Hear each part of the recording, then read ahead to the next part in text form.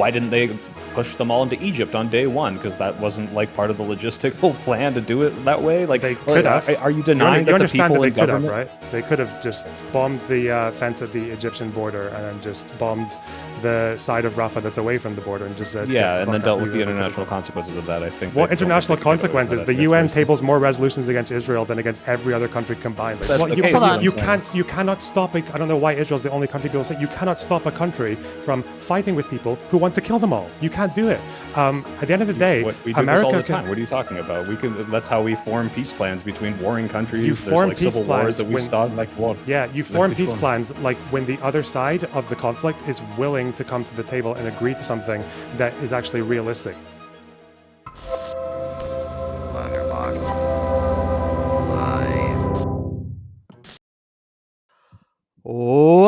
Live. Welcome, one and all, to yet another episode of WIC TV. It's a cross-ideological space where we come together to talk about issues both political and cultural, from the silly to the serious.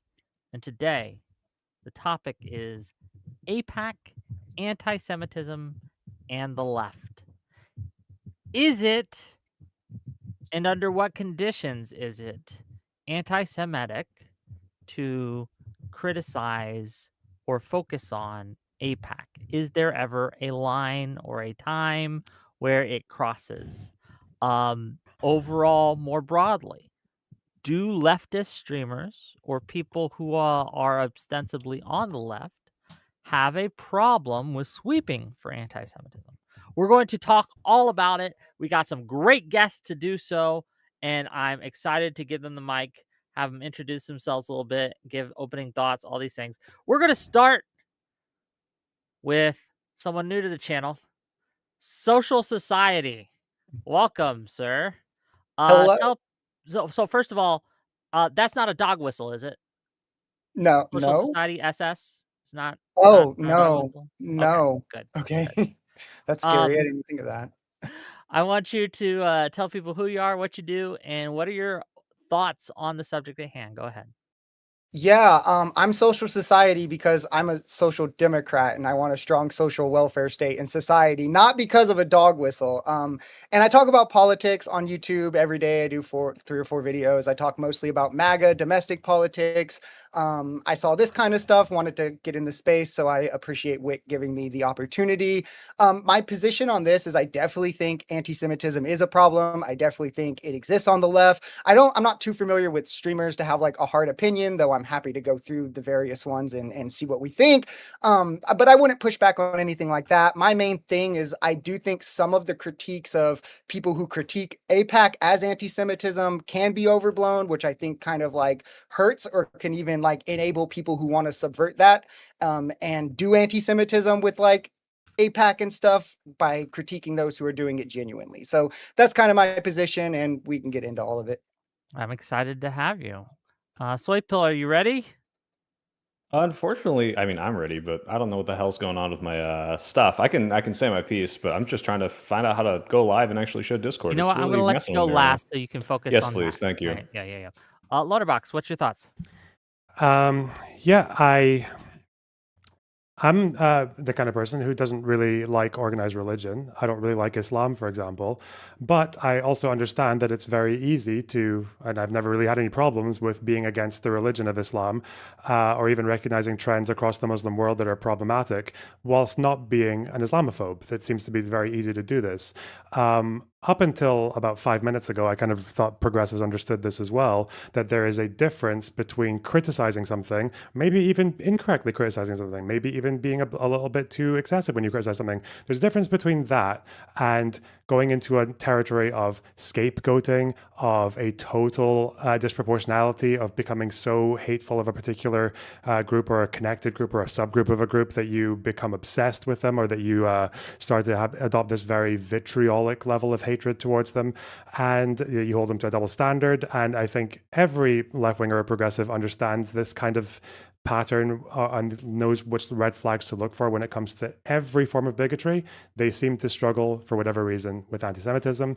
Thankfully, I come from a country where we have something called journalism and liberals and real media, where this kind of phenomenon did appear quite badly in the Labour Party under Corbyn, and it was held to account, it was challenged, it was aired out in the media, there were independent investigations into it, and now people of that ilk are just rotting away in the Green Party, so where they belong. So yeah, I think we can hopefully treat anti-Semitism the way we treat all other kinds of bigotry, because progressives are usually quite good at that. We'll see. We'll see. We're getting a little technical difficulties, but we'll get there. Hopefully, Soypill can get with the program here. But first, we're gonna give it to Kraut, my friend Kraut. Give us who you are and what your thoughts are. Go ahead.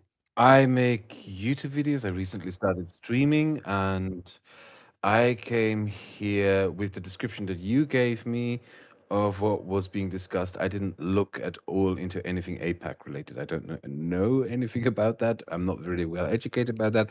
What I do know a lot about, because I studied it, was anti-Semitism in communist regimes. And in preparation for this stream, I looked into anti-Semitism in the 19th century socialist movements of France, which is often described, at least in the historical texts that I read, as the origin of leftist anti-Semitism. So maybe that is something useful that can contribute to this conversation. Well, we're happy to Okay. have you, and I guess we'll see. Maybe I should have clarified. We're talking more about modern day left, right? So the current left. But I guess we'll. Well, one can find old ideas frequently dug up and reused over and over again, and some things sometimes don't really seem to ever really change that much. Fair enough. Well, thank you for being here, and I'm excited to get into it. And then last, there was Soypill.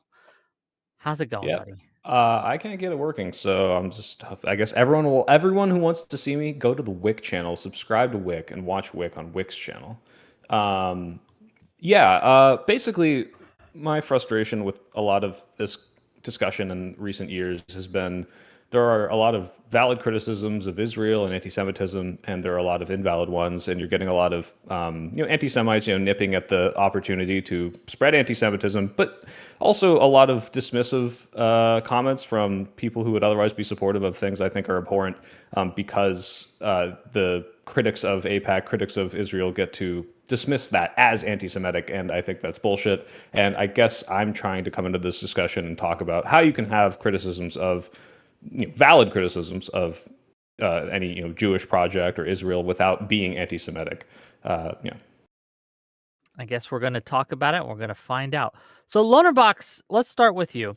Can you give us what's your, I guess, clearest example in this space of someone being critical of Israel or critical of AIPAC or critical of that project or Judaism even in a way that you find to be problematic or anti-Semitic, right? What's the clearest example you have? Like of an individual or a group of them? Just in either one, pick. I don't know, Cenk, Anna, Dan Bilzerian, that Sean King guy, Hasan Piker, Kyle Kalinske, Crystal Ball, to name a few. Sure. Can you give us an example of some things that they've said that you find anti-Semitic? Yeah, Kyle is completely okay with people who believe in Zog. He literally just describes AIPAC as foreign money, which it's clearly not. He seems to be one of many people right now where this is like probably the only single issue PAC group that he seems to care about when it comes to donating to elections or into primaries. He seems to ascribe so much more power to these groups than they actually have. And when it comes to Israel, he's just like one of the first people to just believe every kind of like fantastical story about them, and he is willing to simp and completely launder the reputations and the ideologies of groups like Hezbollah and the Houthis and Hamas who fight with Israel. So I think if you hate a group that much that you're willing to, or a subset of a group that much that you're willing to give so many passes that you would never give if a right-winger was doing any of it, then you seem to have some kind of bigotry going on there. Fair enough. Any responses to that, either from Social Society or Soypill?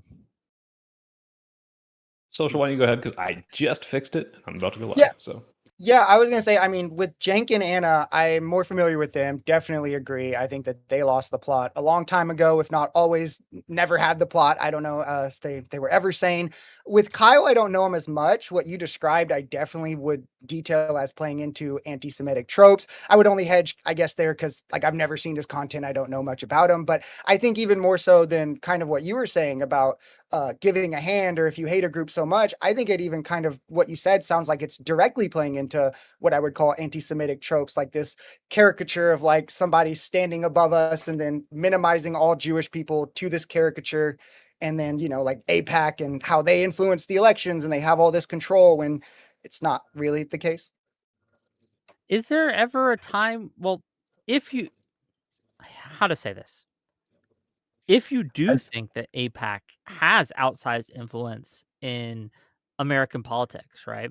If you do think that it's funding politicians for a cause that you do not support, is there a way to criticize it without being anti-Semitic? Yes, J Street does it. How? Yes. J Street poses itself as like a Jewish alternative to AIPAC, where they actually are more mindful of like Palestinian suffering and they support two states and things like that. I don't think anyone calls them anti-Semitic. Maybe some AIPAC people do, but yeah, like we know that they're spending a lot of money right now, especially in Democrat primaries, that they're putting money through the United Democracy Project to do so, record amounts of money.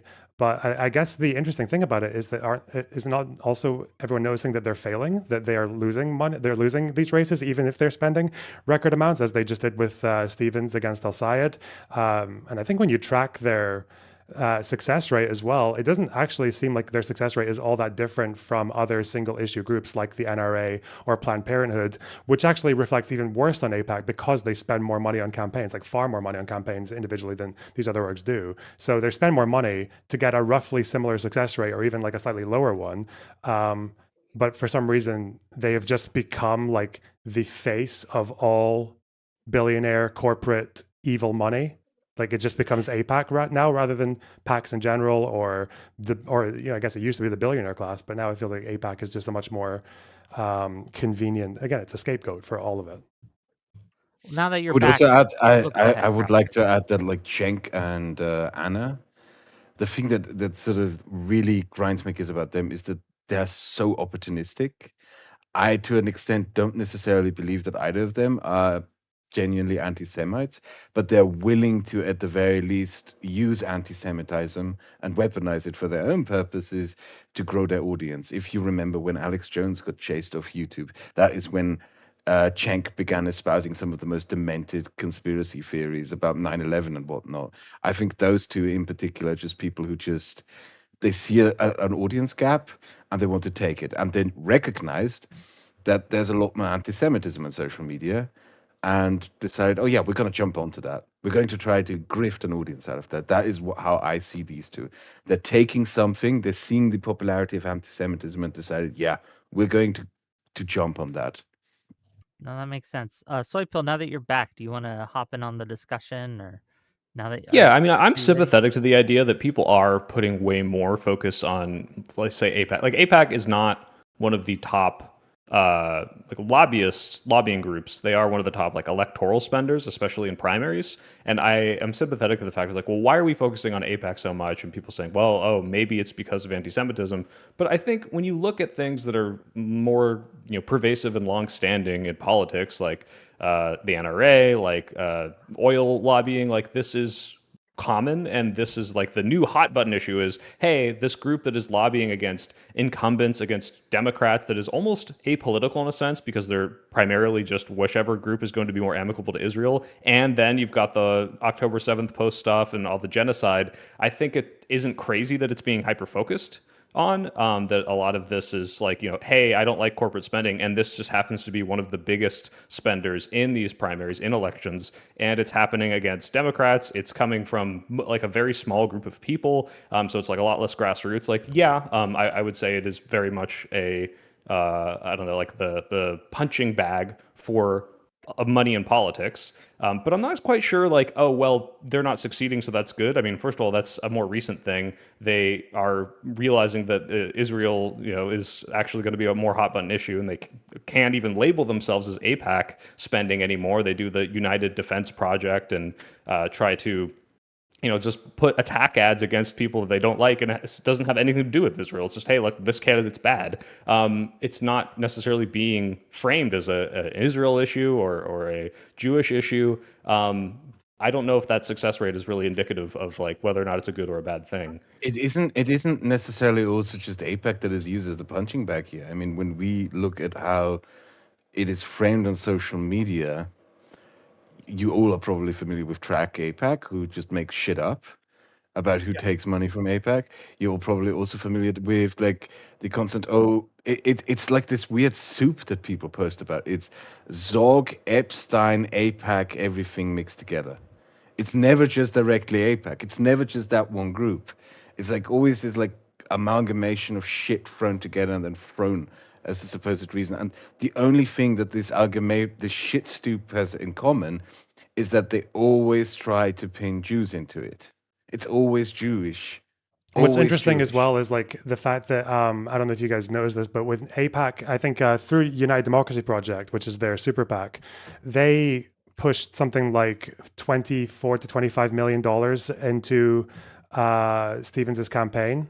But because she received quite a bit of money from other sources as well, people just added all of it together and just said like this entire sum total is all AIPAC money. Like, so that's why 30 million AIPAC money suddenly became 60, right? And the numbers just kept on going up from, I think even Al Sayed kept saying it was like 45 plus million, which again, I don't know why he felt so compelled to add another 15 million to why he decided to give it a 50% increase. But on that note, one of the things that Elsa and this is, I guess, the start to our game. Is this anti-Semitic? And I got some tweets that we can look up. One of the things that El Sayed said during the primary, a Tavern research poll came out, and this was a few weeks before the primary, before all the plus 20, plus 14 polls were coming out. It had him down by, I think, 1 or 2. When he was asked about it, he said it was an AIPAC-funded poll, right? And he dismissed it on those grounds. AIPAC had nothing to do with that poll. Is blaming negative polls on AIPAC when AIPAC had nothing to do with it, can that be a form of anti-Semitism? Yeah, it can be, but it also isn't necessarily. I mean, like the problem, unfortunately, with a lot of these things is if you talk candidly about what is actually happening, it does sometimes play into anti-Semitic tropes. I mean, the tropes of, Jews use financial systems to control things, or like it's a small group of people doing, manipulating politicians. And like, if you have AIPAC dumping lots of money as a Jewish organization to try to influence politicians, which is, you could just, that's objectively true. There are ways that you can lump that into some crazy anti-Semitic conspiracy theory. But you could just say, hey, I've been thinking that AIPAC has been doing a lot of bad things, and I think AIPAC did this bad thing. And that's not necessarily anti-Semitic, but it's very hard to distinguish between these two things because anti-Semites will say it, and then non-anti-Semites will say it. It blurs the line a little bit there. little question. Yeah. Little question. Let's say it was a Republican candidate who is of the kind of like more populist Vance territory.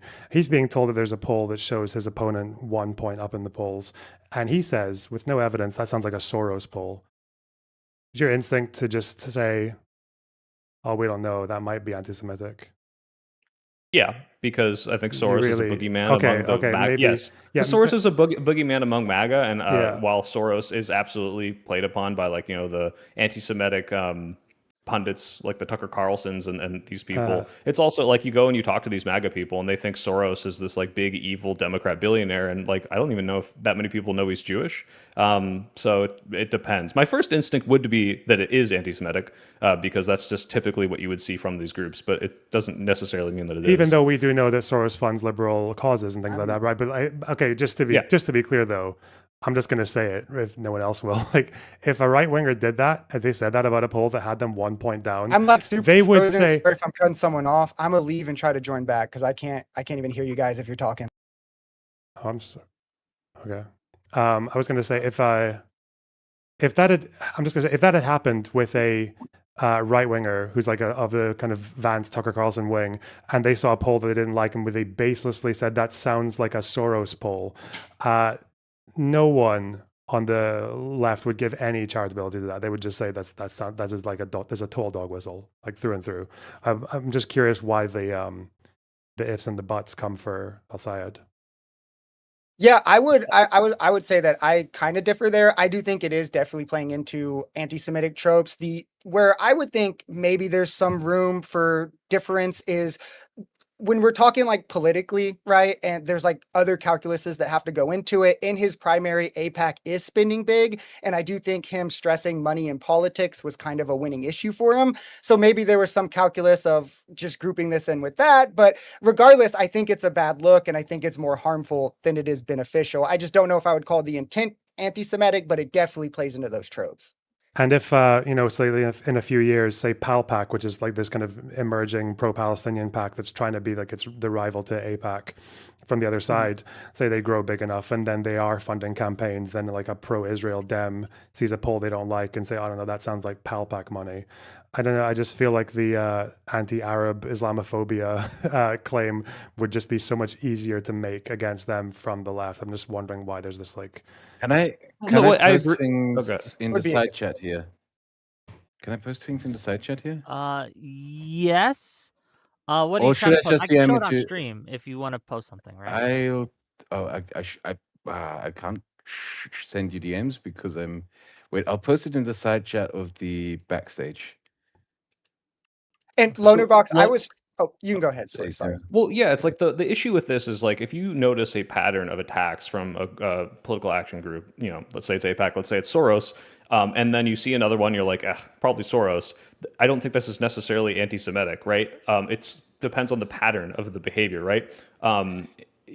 If someone were to come out, like if Kraut, a person I know to be, left wing, well educated with a German history, were to come to me and tell me, question the Holocaust, I wouldn't immediately ascribe this as anti-Semitism, even though for 99% of anyone coming up to me and saying, hey, I don't think the numbers are right, I would be like, okay, there's a good chance this guy's anti-Semitic. Like, it depends on entirely who this is coming from, what the pattern of behavior they have, who they're usually accused of this sort of stuff. And if there is a repeated, like, hey, AIPAC has been spending millions of dollars against me, and like just coming out and saying it's an AIPAC poll, I wouldn't even immediately jump to say this is anti-Semitism. Do you see the thing that I sent to Wick? I'm staring it on the screen. Would you say it raises eyebrows? So absolutely. Do you remember this? Do you remember that tweet by Trump? Hey, Wick, you're streaming your audio too. Oh, how do I stop that? You can mute it. You can mute it. Yeah. More options. Do you remember that tweet that Trump made? Hillary, the most corrupt candidate ever, and he used that red star of David, and the outrage it caused. Yeah. Yes. Go through 2016 Twitter, look up the people who called that out, and look at what they have been posting throughout the last year as a little food experiment. If they all are zogging out, or is that? Yeah, a lot of them are now zogging out. Basically, that's what I'm trying to say. So since LonerBox brought a hypothetical, what if someone did this with the Soros thing? I thought I'd bring up a real example, an actual one. Go look up the people who called that out. Just to be clear, we'd all consider that anti-Semitic, right?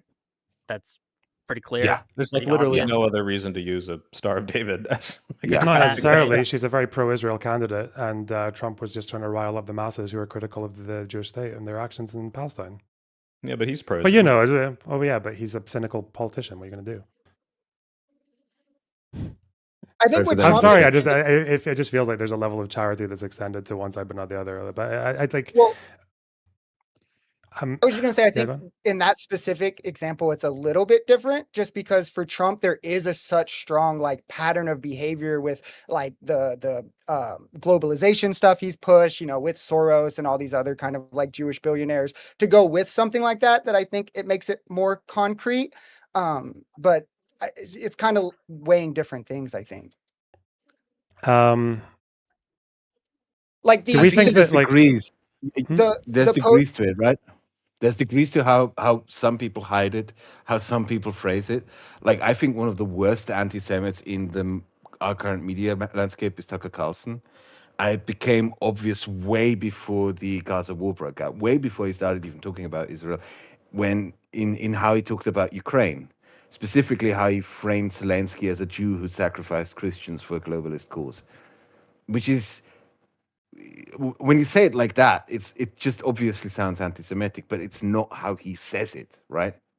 There's degrees to hiding what you actually want to say. There's degrees to which you can sort of serve it covertly in. And Tucker Carlson is really, really good at sort of covertly serving anti-Semitism to his audience without them even realizing it. While others, I would argue that a lot of these Zog posters, the leftist ones, are not really good at hiding their anti-Semitism, but they just sort of, they do the thing that a lot of right-wing people did in 2016. This sort of post-ironic bullshit posting. Oh, it's shit posting. Oh, it's meme posting, when it's actually not meme posting. Let's Anyways. get some examples, okay? I got our little game here, and I found a few tweets. So I'm going to share them on the screen. And I'm going to start off easy. What I think is, and maybe this is just my opinion, pretty obvious. And then we're going to go to less obvious. Okay? Let me see. Let me make it big for you guys. Oh, this is as big as it's going to get. So the representative says, I'm an anti-DSA Democrat. Proudly, unapologetically, forever, crush the DSA. Gatto Fuminate replies, Jewish Zionists absolutely hell-bent on demonstrating that they're a singularly toxic force in American politics. Lamau, every single one of you needs to be purged from all positions of power and influence. So, is this anti-Semitic? What do you think, Hank? Yes. Yeah. Yes. I think it is, and it's funny because it's the one word difference, and it's Jewish. If they had just said Zionists, and I think there's a lot of ways you can critique Zionism and not be anti-Semitic, I would have said, no, I mean, they just don't like the project of what Israel's doing right now. But the fact that they added Jewish, and like, for what reason? Like, other than like call out their Jewishness, like, I think that's pretty clear. So, well, hold on. I would. In the hypothetical, they left out the Jewish. You would say that's I don't probably know. not anti-Semitism? I What? would still Yeah, call I it. don't think it would be. Like if I someone would says think it still Zionists are is. hell-bent on demonstrating that they're a singularly toxic force in American politics and need to be purged from all power. If someone said that Zionists? I'm Yeah, team no, that makes it like regardless. singularly hell-bent, purged. It would be anti-Semitic. This is still the without bind the that you Jews. get in again. And Where I it's like, think well, he just most said of us- Zionists, so it's not going to be all Jews. It's just going to be most of them, right? And I think So what most if of it's us here most of them? know I who am Gato team this. Fumador is. This would still be anti-Semitism. I want that on the record. Okay, well, Got as the 1v3 now, or 4, I guess, just because most Jews believe in it necessarily makes it anti-Semitic? When it's kind of like a crucial part of Jewish identity for most Jews, then yes. It's not just like a random it depends thing that on like a political opinion that they have. like what they're, again, this is why the word Zionist is so frustrating, not because how- I think that's you would not how- agree. I think That's part not of how it is. most anti-Semites use the You word guys, look, anti-Semite. I love the energy. You all are excited to get in here. I want to hear Soypill finish, then I want to go to Kraut, and then we can get Social Society in here. Go ahead. Right, so like the issue is Zionism means a lot of different things to a lot of different people, especially when you look at like polls that show like, what is it, 70-something% of people or Jews are like Zionist, right? Does this mean they want a safe place for Jews in the world? That's Zionism, okay? Okay, well, that's like a completely normal opinion, and if someone were to say something akin to, all Zionists should be treated like Nazis, it's like, well, holy shit, just for wanting to be safe? That's fucking insane, and that's probably a little anti-Semitic, if not really anti-Semitic, not a little. Versus Zionism as it exists, hey, I think we need to maintain an ethnic majority, and we should continue to purge people to maintain said ethnic majority and kick people off their land to do this ethnic majority.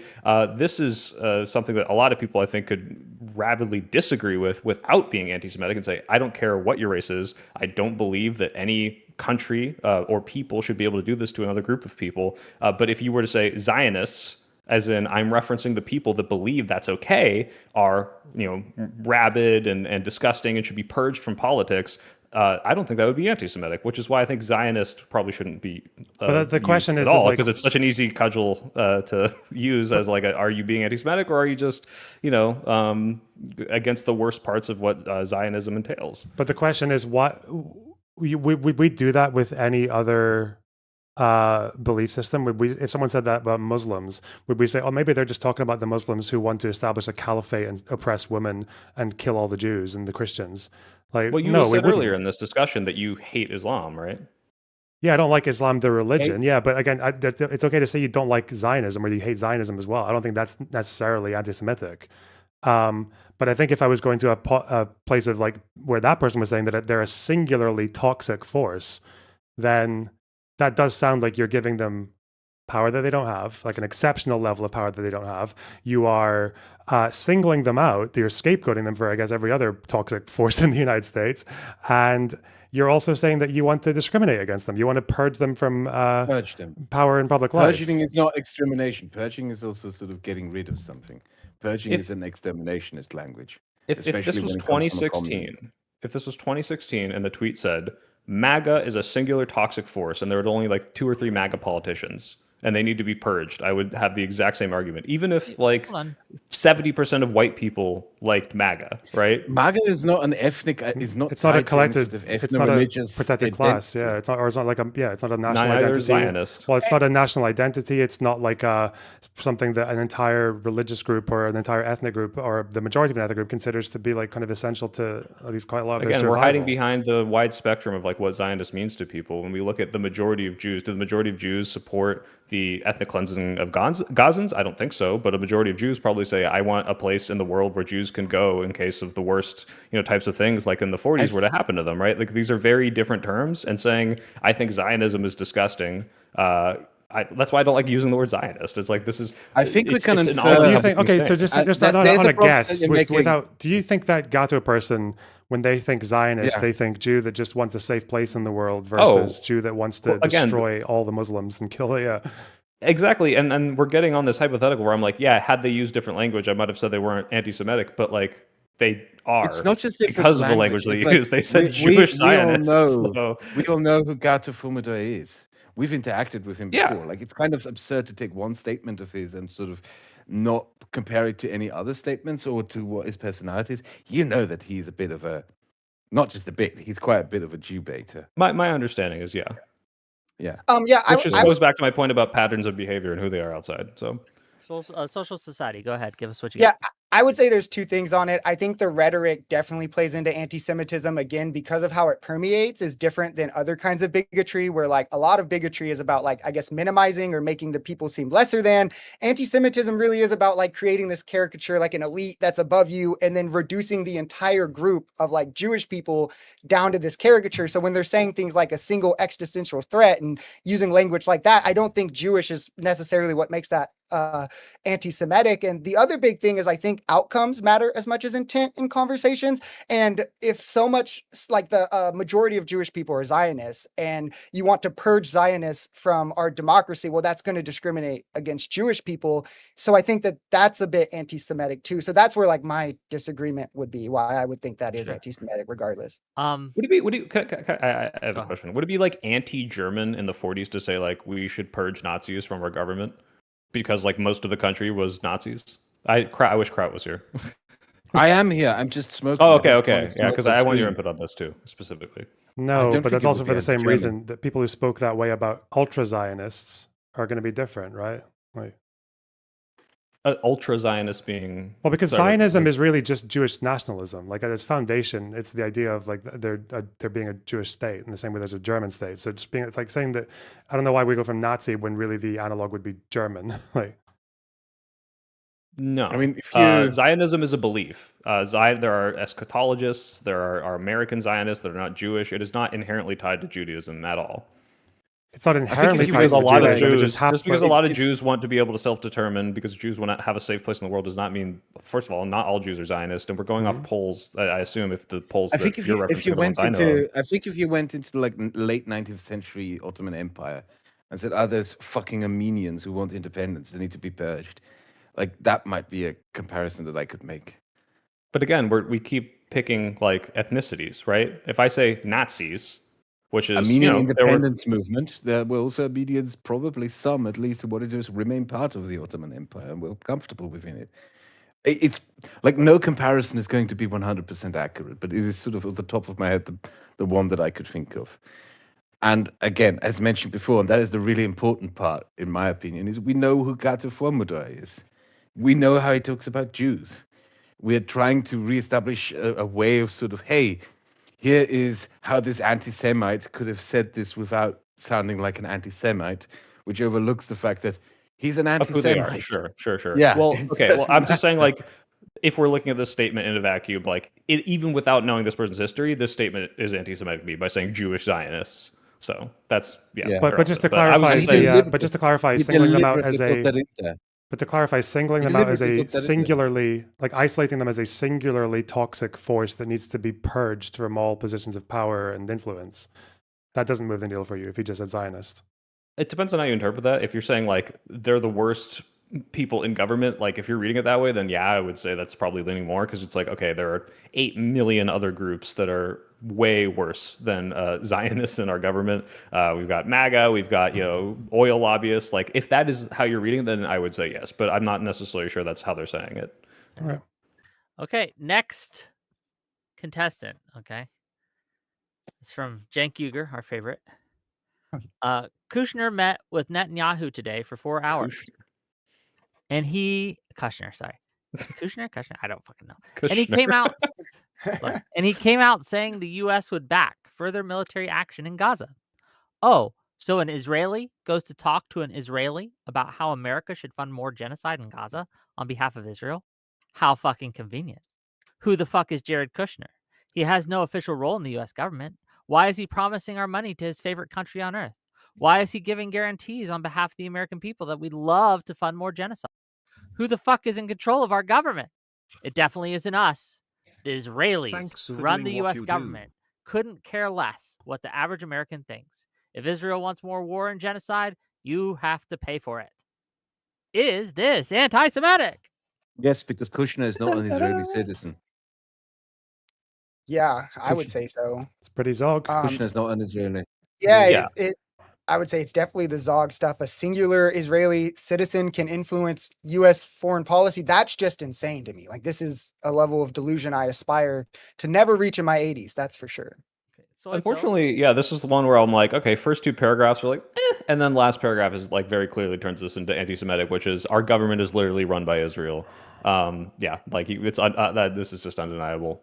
Like I said, I just want to point out that like I'm not exactly a big fan of Kushner, but just the fact that he calls him an Israeli even though he isn't is very significant in this regard. Mhm.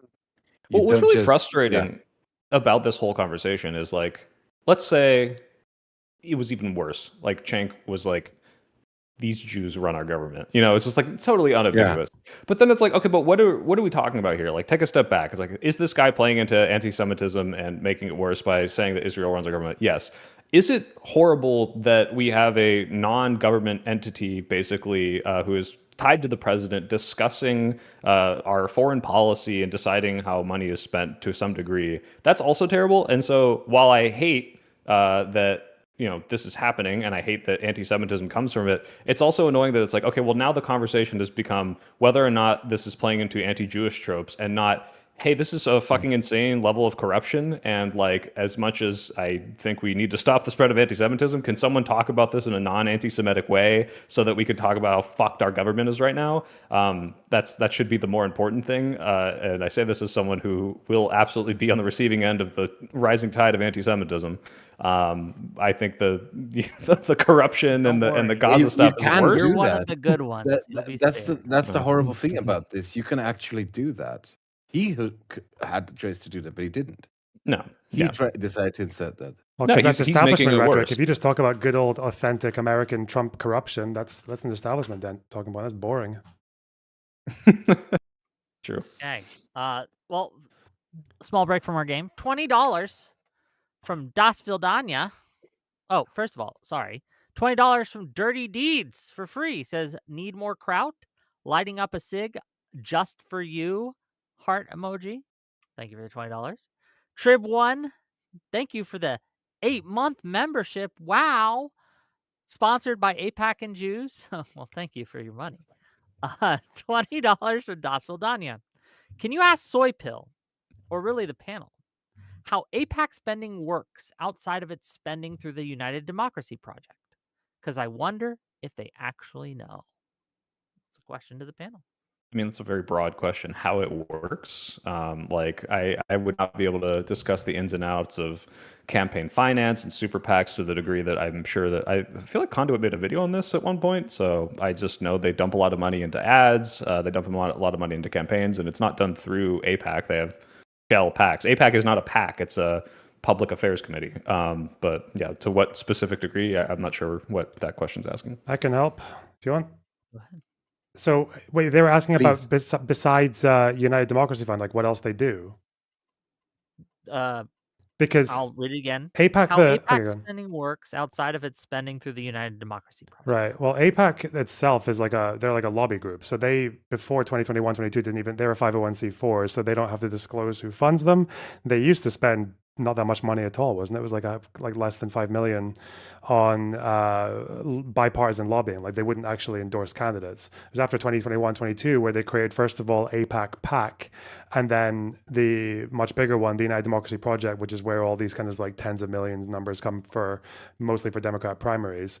I don't know if the chatter is alluding to the fact that sometimes they have also been resorting to making these kind of like shell packs where they do have to disclose the funds at some point, but they don't have to do it before the campaign is over. So they make like a new pack that is just called Michigan Future or some shit like that, or it's like, it seems to be nothing to do with no connection to AIPAC, but then they do the race and then they disclose their funding after the race, and it turns out, oh, that's a lot of AIPAC money. And also for United Democracy Project, they are a super PAC, which means they do disclose all their donors. Their FEC filing shows like a list of top donors. One of their top donors is just AIPAC, which again, we don't know like all the funders of AIPAC. And for United Democracy Project, which is the bigger one, I actually spent a good few hours looking through all the top names of the top donors up to like down to ones who donate 5 million down to 2 million to 100,000. I didn't actually expect like almost all of them to be Jewish. Like I thought it was like it's which is also the funny thing. Like it is basically like disproportionately or even majority Jewish money. But you know, fair enough. $2 from Lost Coyote to say George Soros killed my grandma. Sorry to hear that. $2 from the Trib One. How many Zionists are in our American politics? I guess it depends how you define Zionist, huh? shit. Super Duper Scooper for $2 replaced Zionist with globalists from the right. Yeah. And then a tier 1 membership for 1 month. Wow. Would Soy give this charity to All Lives Matter? Yeah, I know a lot of people that say all lives matter that were very much not racist. It was just a like very obstinate reaction to the phrase Black Lives Matter. It's like, well, of course they do. All lives matter. And then I knew a lot of people that were saying it because they wanted to say white lives matter and they wanted to diminish BLM. I unfortunately, in the same way, like, it's interesting to me. I believe everyone on this panel would probably be like, yeah, MAGA is basically freaking fascists, maybe even like Nazi comparisons at this point. But like when you meet MAGA like on the street, like most like of these Southern moms, they're not Nazis, but they are going along with like the like policies of mass deportations and the worst like parts of the rise of Trump's fascism. And it's like, okay, well, am I spreading anti like white Southern mom rhetoric by saying like MAGA are Nazis? Like kind of, but it's also just like what that movement is. And I really do want to like try to disentangle like, yes, Zionism is a belief. Yes, it's intrinsically very tied to Jewish history, but it is not inherent to being Jewish. And yeah, I think that's an important distinction to make. I think that really illustrates the problem we have right now, which is that I agree. Like it's the same thing when people always talk about the history of like Nazi Germany and like the fact that when Nazis were coming to power, they didn't talk about anti-Semitism all that much in the late 20s because they knew it wasn't an election winner. The election winners were anti-communism and Versailles and rearmament and all that shit, right? So But there's a comment that I can make for you on that one as well, because that's Okay. something that I researched Can before you on the put street. a pin in it? Oh, you're going. Go on. Fine. The thing that I just DM'd to you, LonerBox, sorry for interrupting, is this is what Conduit just sent me a link to this video that just pointing out that Kremlin Kyle, Kyle Kalimsky, I always call him Kremlin Kyle, he literally refers to the US government as ZOG, as Zionist occupied. Yeah. Speaking of Kyle Kalinske, well, first of all, LonerBox, finish your thought, Yeah, and then we have the next entry. Which because to me, and coming back to the Nazi analogy, like this was like the arguably even the more crucial problem wasn't so much the people who were dyed-in-the-wool Jew haters who wanted to kill them all. It was the much larger portion of the German population that saw what was happening, that didn't necessarily want it all that much, or didn't really like it even if at times, but they were willing to tolerate it for some kind of greater cause. Well, it's better than having a Bolshevik Germany, or it's better than losing to Europe again, like that kind of thing. And this was better kind of than like this MAGA winning permission. an election, Yeah, this right? was like the permission structure. And right now, it does definitely seem like a lot of people are just willing to kind of throw this issue under the bus or like under the carpet because MAGA, right?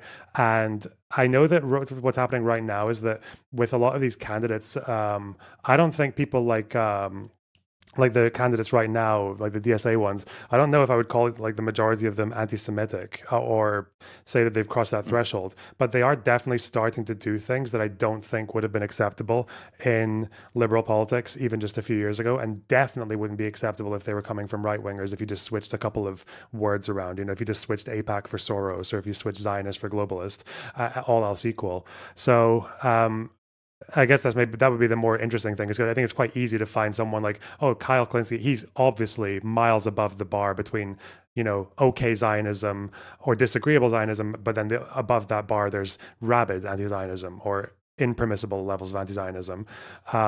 But I We keep guess bringing it's up like, this, like, if you switch the words, and it's like, well, yeah, but the yeah, words have different meanings, right? Like, globalist is kind of a catch-all for people, like, part of a conspiracy that want to destroy your independence. Like, that's really the only people that use the word on the right. Like, on the left, a globalist would be like, yeah, I believe in international free trade, but you just almost never heard it that way from the right. Zionist is, like, again, like I said, it's too big of a tent of a word where it can mean a guy who believes that Jews should be safe, to like whatever Israel is doing in Gaza right now is completely justified because of my Zionism. And so I think, yeah, if you switch these words, it could mean something different. But like, that's because those words are completely different. It's like, oh, well, you said you hate spoons. Well, what if you replaced spoons with black people? Like, not so funny anymore, is it? Like, well, it's not the same word. It's completely different. okay. I For wanted one, to I don't since actually know if I've met these Jews who believe that war crimes are justified because of Zionism. I think most Jews actually who are Zionists, who even the ones who support war crimes, seem to accept that you can still be a Zionist and not support war crimes. But Well, going that's what I'm beyond that, saying. yeah, It's both. You could be a but Zionist who doesn't support it. You could be a Zionist who does. Like, yeah, this but is that's like but why this that's word is too big of a encompassing thing.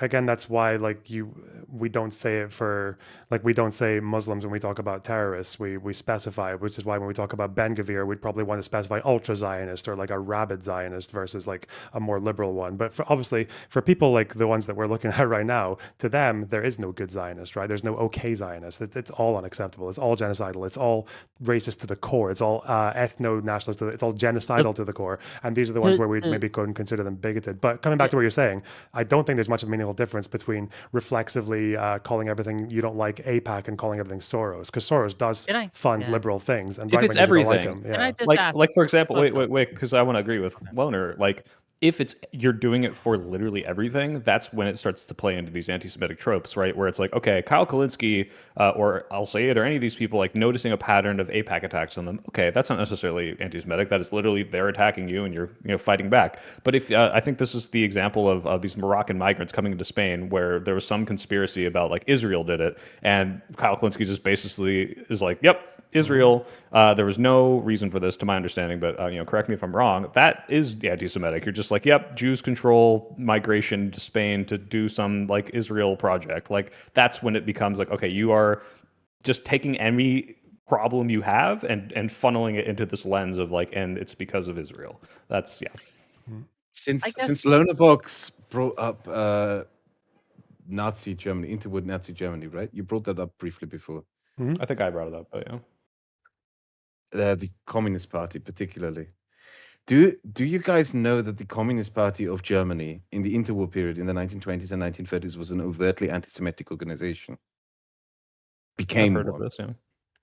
Yes, so that started in 1923. Sorry, I have the page of the book open right here, so make sure that I don't get anything wrong. So in 1922, 1923, the German Social Democratic Party, as the Nazi party, rose in popularity and became more overtly anti-Semitic. The Social Democrats made the decision that they would oppose anti-Semitism in German politics.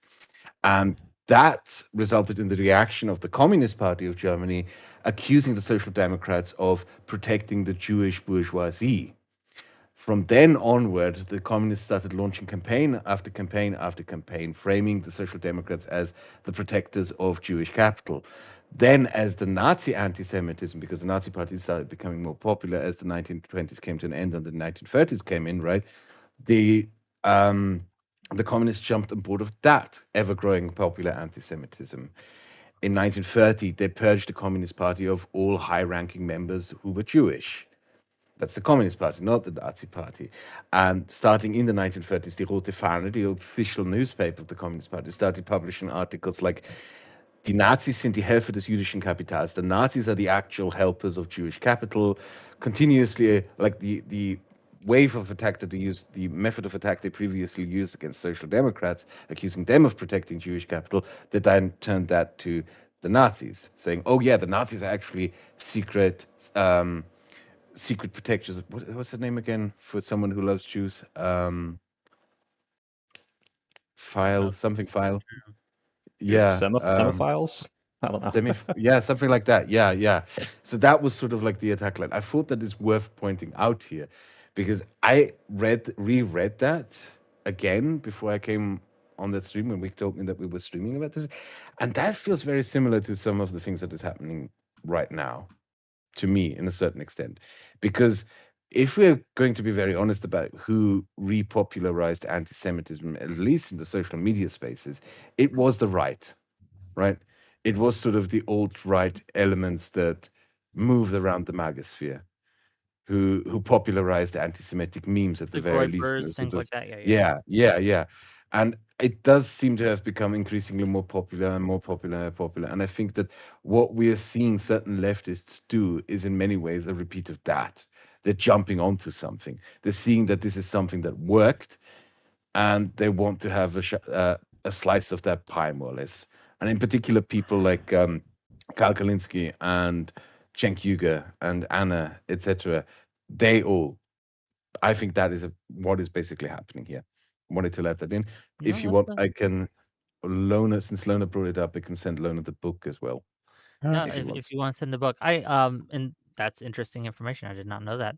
I guess to a point brought up earlier, right? That Zionist is this big tent word and things like that, and it could mean this, could mean that, depending.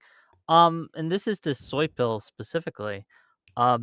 Have you ever heard someone on if someone on social media or in these spaces gets called a Zionist, has it ever been positive? In recent years, no, of course not. I mean, especially with everything that's happened from October 7th forward, it's absolutely a pejorative.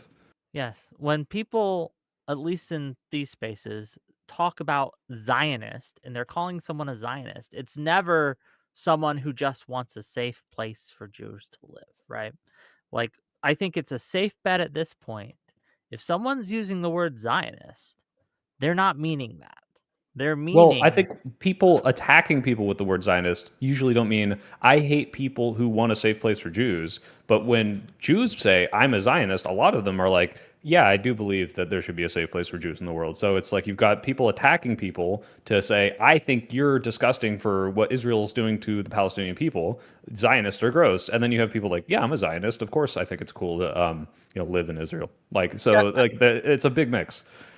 I think Brad Lander's a good example of that. He calls himself a liberal Zionist. And when he goes on like CNN and stuff, like Dana Bash refers to him as a Zionist and things. And I don't think they have necessarily negative connotations. But I do think, just from what I've seen online, is it's definitely adopted a negative connotation online. I'm curious for Loner or Kraut, do you guys think there's a way to critique Zionism that isn't anti-Semitic? Yes. How would that look? So how would that Yes. look?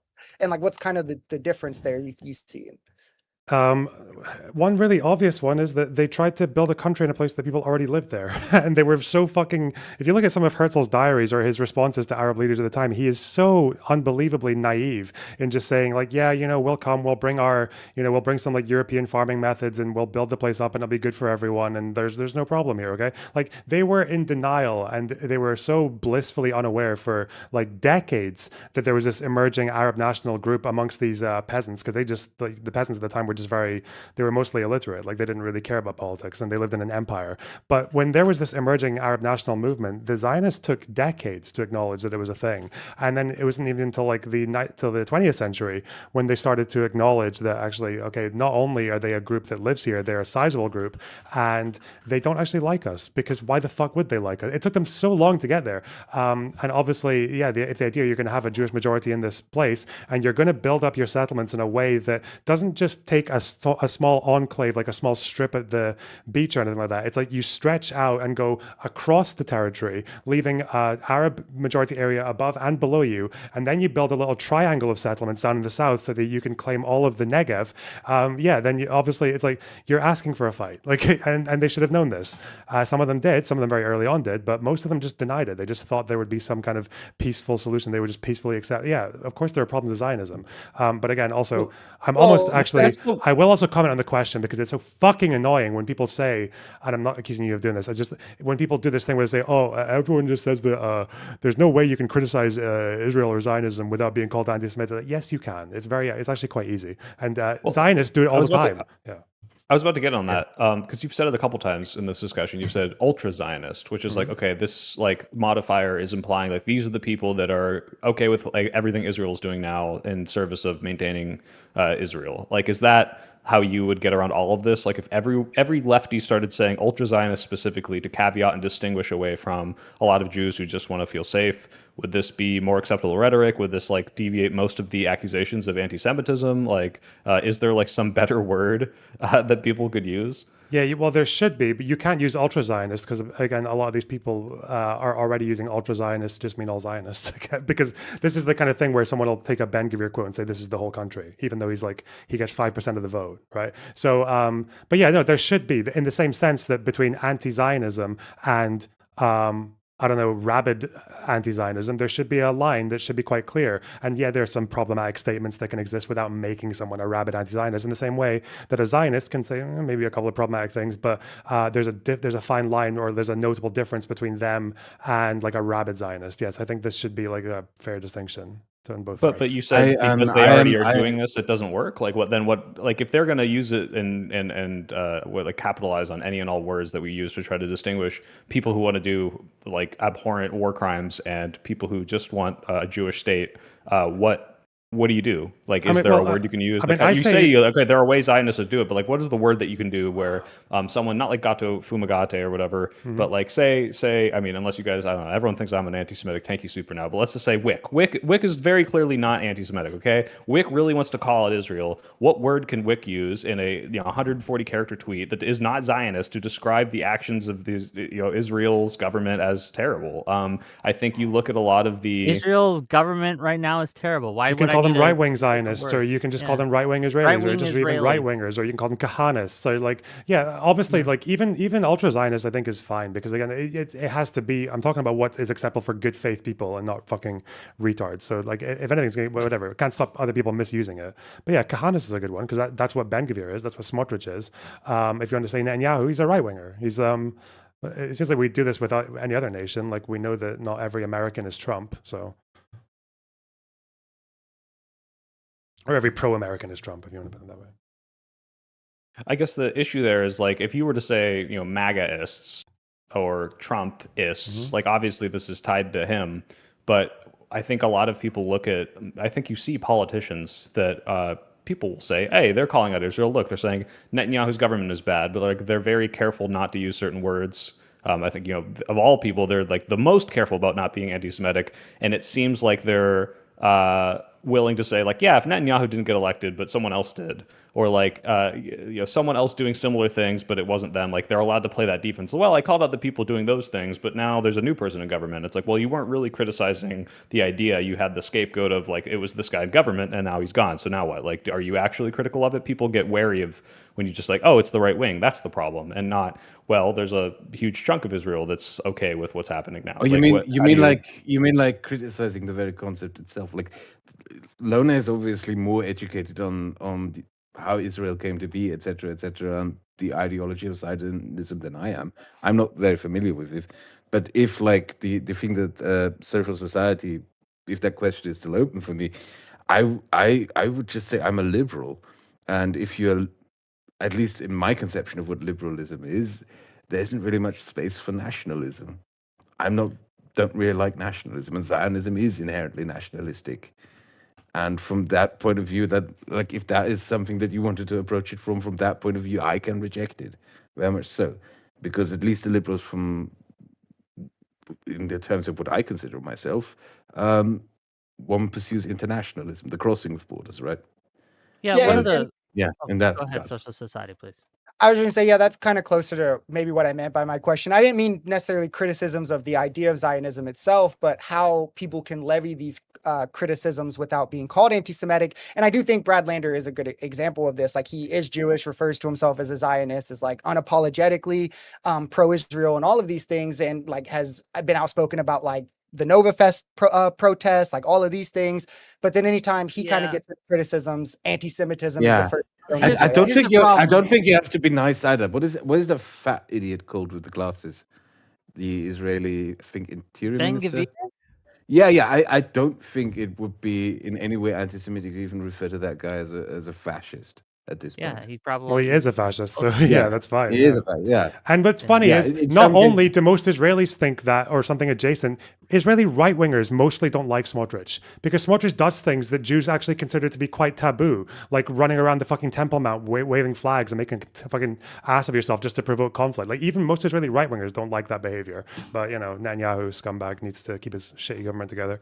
To answer your question, Soypill, I don't know who. Maybe you could tell me who you're referring to as an example, like someone who says they criticize the Netanyahu government, etc., but they're still permissive. The most of recent person I can think of was maybe like McMorrow said stuff like this, but I'd have to go back and look. Mallory, Like the like- people. Okay, sorry. Mallory McMorrow, yeah, it was like the Yeah. one I can think of that comes to mind, but I might be wrong even on that. It's like certain recent candidates where like, how do you distinguish the guy who's saying like, hey, Israel is doing terrible things from the other candidate? Well, the other candidate's usually the other Democratic primary candidate's usually saying something like, I condemn Netanyahu. Maybe they won't call the Gaza actions genocidal, but they'll say like Netanyahu's government is despicable, or Ben Gvir is despicable, or Smotrich is despicable, right? Like these are the people that are kind of like, all right, you've not really been voting in ways that would indicate that you really truly believe this, but you're kind of scapegoating certain members of the government, saying, "Oh, well, I disagree with those people," but then you won't try to hold the Israeli government accountable if it comes to a House vote, that sort of thing. All right, so that's just like someone like Hillary, even like because Hillary doesn't like Netanyahu at all, and she doesn't like settlements or anything. But like a lot of these Democrats like are not going to freeze all of the weapon sales to Israel. There's no way. Sorry, but my question to you is that roughly what you're referring to? Like that kind of like Slotkin yeah, stuff? basically, Yeah, yeah. okay. Can you share a political movement with those people? Can I? Yeah, could you? Would you be comfortable sharing Yeah, a political I do. movement? Yeah, okay, yeah. Are you more or less or equally comfortable sharing a movement with someone who thinks Israel and Zionism is a cancer on the planet? They are controlling American politics and it's actually based when Hezbollah fires rockets at them. Well, I mean, saying I rabidly oppose Zionism and we need to do everything in our power to hold Israel accountable is one thing. Saying it's based when Hezbollah fires rockets, I guess that's when I start to be like, eh. But it's funny because like, look at the two things we're weighing right now. It's like, am I okay with enabling Israel to continue their actions in Gaza, which is going to kill far more people than Hezbollah? Or am I pro-Hezbollah, which is like, okay, socially taboo, normative, or like whatever the norm is, like you look like you're pro-terrorist, and yet the other group that you're referring to here, which I already said, like, hey, I share a group with these people. It's, hey, I'm cool with what Israel's doing in Gaza, killing tens of thousands of people. So like, I unfortunately comfortable with both. The norm breakers are going to look worse because they're supporting Hezbollah, and that's disgusting. But it's like it is the status quo to support Israel, which is doing horrible things right now. So one is actually utility-wise worse, but it depends on what they would then do if they had power. That's a little Yeah, and I think probably why is it just comes to a complete disconnect in like reality with how this conflict works. The problem is that like America is not enabling Israel to do anything in Gaza. Like, you understand that, right? You understand that what enables Israel in Gaza is the fact that there's another military on the other side that has never said they're going to give up and literally tried to kill as many Jews as possible in Israel on October 7th and said they want to do it again and said, if you give us any breathing room, if you give us any space to rebuild our forces, we will do the same thing again. That's what's enabling Israel to keep bombing Gaza. It's the fact that there's literally another fucking army on the other side that's trying to that's trying to destroy the entire country, that does not want to stop fighting. So America can say, stay within the rules of war, and they can, people like Biden can pressure Israel to send more aid into the Gaza Strip, and they can do things like they can make sure that there's an evacuation in Rafah. Weapons sales to say, hey, you guys are going too far. Yeah, you can say stop weapons sales, and some countries did do that. But then obviously, if you stop weapons sales, then what you're also doing is you're stopping your leverage. For one, I don't know why. What's the point of leverage if we're not using it? I don't. Well, understand. America I guess we're going to get into like a genocide conversation. But America does use the leverage. Biden used leverage. Israel did things they did not want to do. The government of Netanyahu did not want to pause before going into Rafah. He wanted to go in with no plan to evacuate the 1 million+ people who were living there. Netanyahu did want to use 2,000 bombs, 2,000-pound bombs that Biden froze. He did want to use 500-pound bombs that Biden froze. Where's that gotten us though? Like, is the consequence of how bad it's gone now like that much different than if we had said, hey, we're using all of our leverage right now in one big fell swoop? Like, I'm not quite sure what the alternative history that we'd be looking at is if we had decided to try to stop arms sales like 4 months into this. If America, if America stopped arms sales, which particular arms does America give Israel that you're like most upset about? I'm not specifically upset about any. I'm saying, do you think they should stop giving weapons and money, and we should they stop giving Israel JDAMs? I don't know if they give them JDAMs. Okay, should they stop giving Israel like guided? The problem is that it depends on which technology you're giving them. I don't know if this is like a gotcha to like hyper focus on a specific thing. I'm just saying we could have used our leverage earlier, and I'm not quite sure what would have happened had we like. It doesn't seem like our leverage was all that useful up until now. You're saying like, well, there was a red line here, there was a red line there. They crossed it eventually, but like, did this really change ultimately the consequences of what happened in Gaza to the point of like, well, it would have been way worse had we not done this. Maybe it would have been way worse faster. Maybe they would have capitulated a little bit and said, oh, well, maybe we can't go as hard as we can. I mean, I'd like to see evidence for either of those examples, but yeah. Okay. So for one thing, I really I would prefer that Israel used guided munitions, which are more expensive and does entail some American funding, as opposed to just using fucking dumb bombs and using unguided munitions that are just much more. I'd rather them use them than a nuke. But what if we could stop them from doing that altogether with our leverage? I don't know if that's the case. You cannot stop it. I don't know why Israel's the only country people say you cannot stop a country from fighting with people who want to kill them all. You can't do it. At the end of the day, we do this all the time. What are you talking about? That's how we form peace plans between warring countries. You form like peace civil wars that we stopped. Like what? Yeah, you form peace plans like when the other side of the conflict is willing to come to the table and agree to something that is actually realistic. So the PLO, America helped there because they helped the PLO agree to get out of Lebanon, and then Israel didn't continue in Lebanon until the PLO were destroyed. The quote unquote the hard way.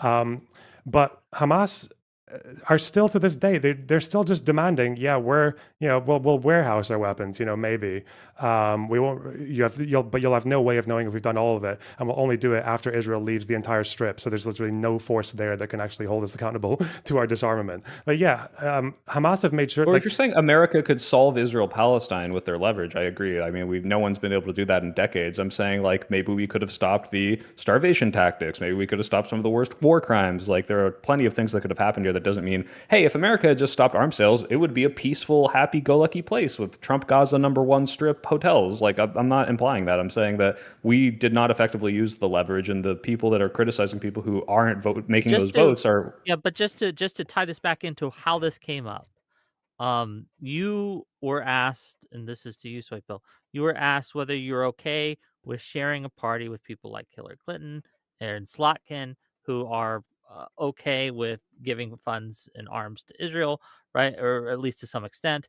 Um, and then you were asked, okay, are you also okay with being in a party or being in a political coalition with someone who thinks Hezbollah is based, right, and things like that? You made the comparison that these were similar, right, in nature, right, and that one has more of a stigma than the other, and that's why we're being talking about this now, I think. So I just wanted But to it sounds like ground. Soypill is Right. not. But it sounds like Soypill is not actually too sure on whether one is more destructive than the other, right?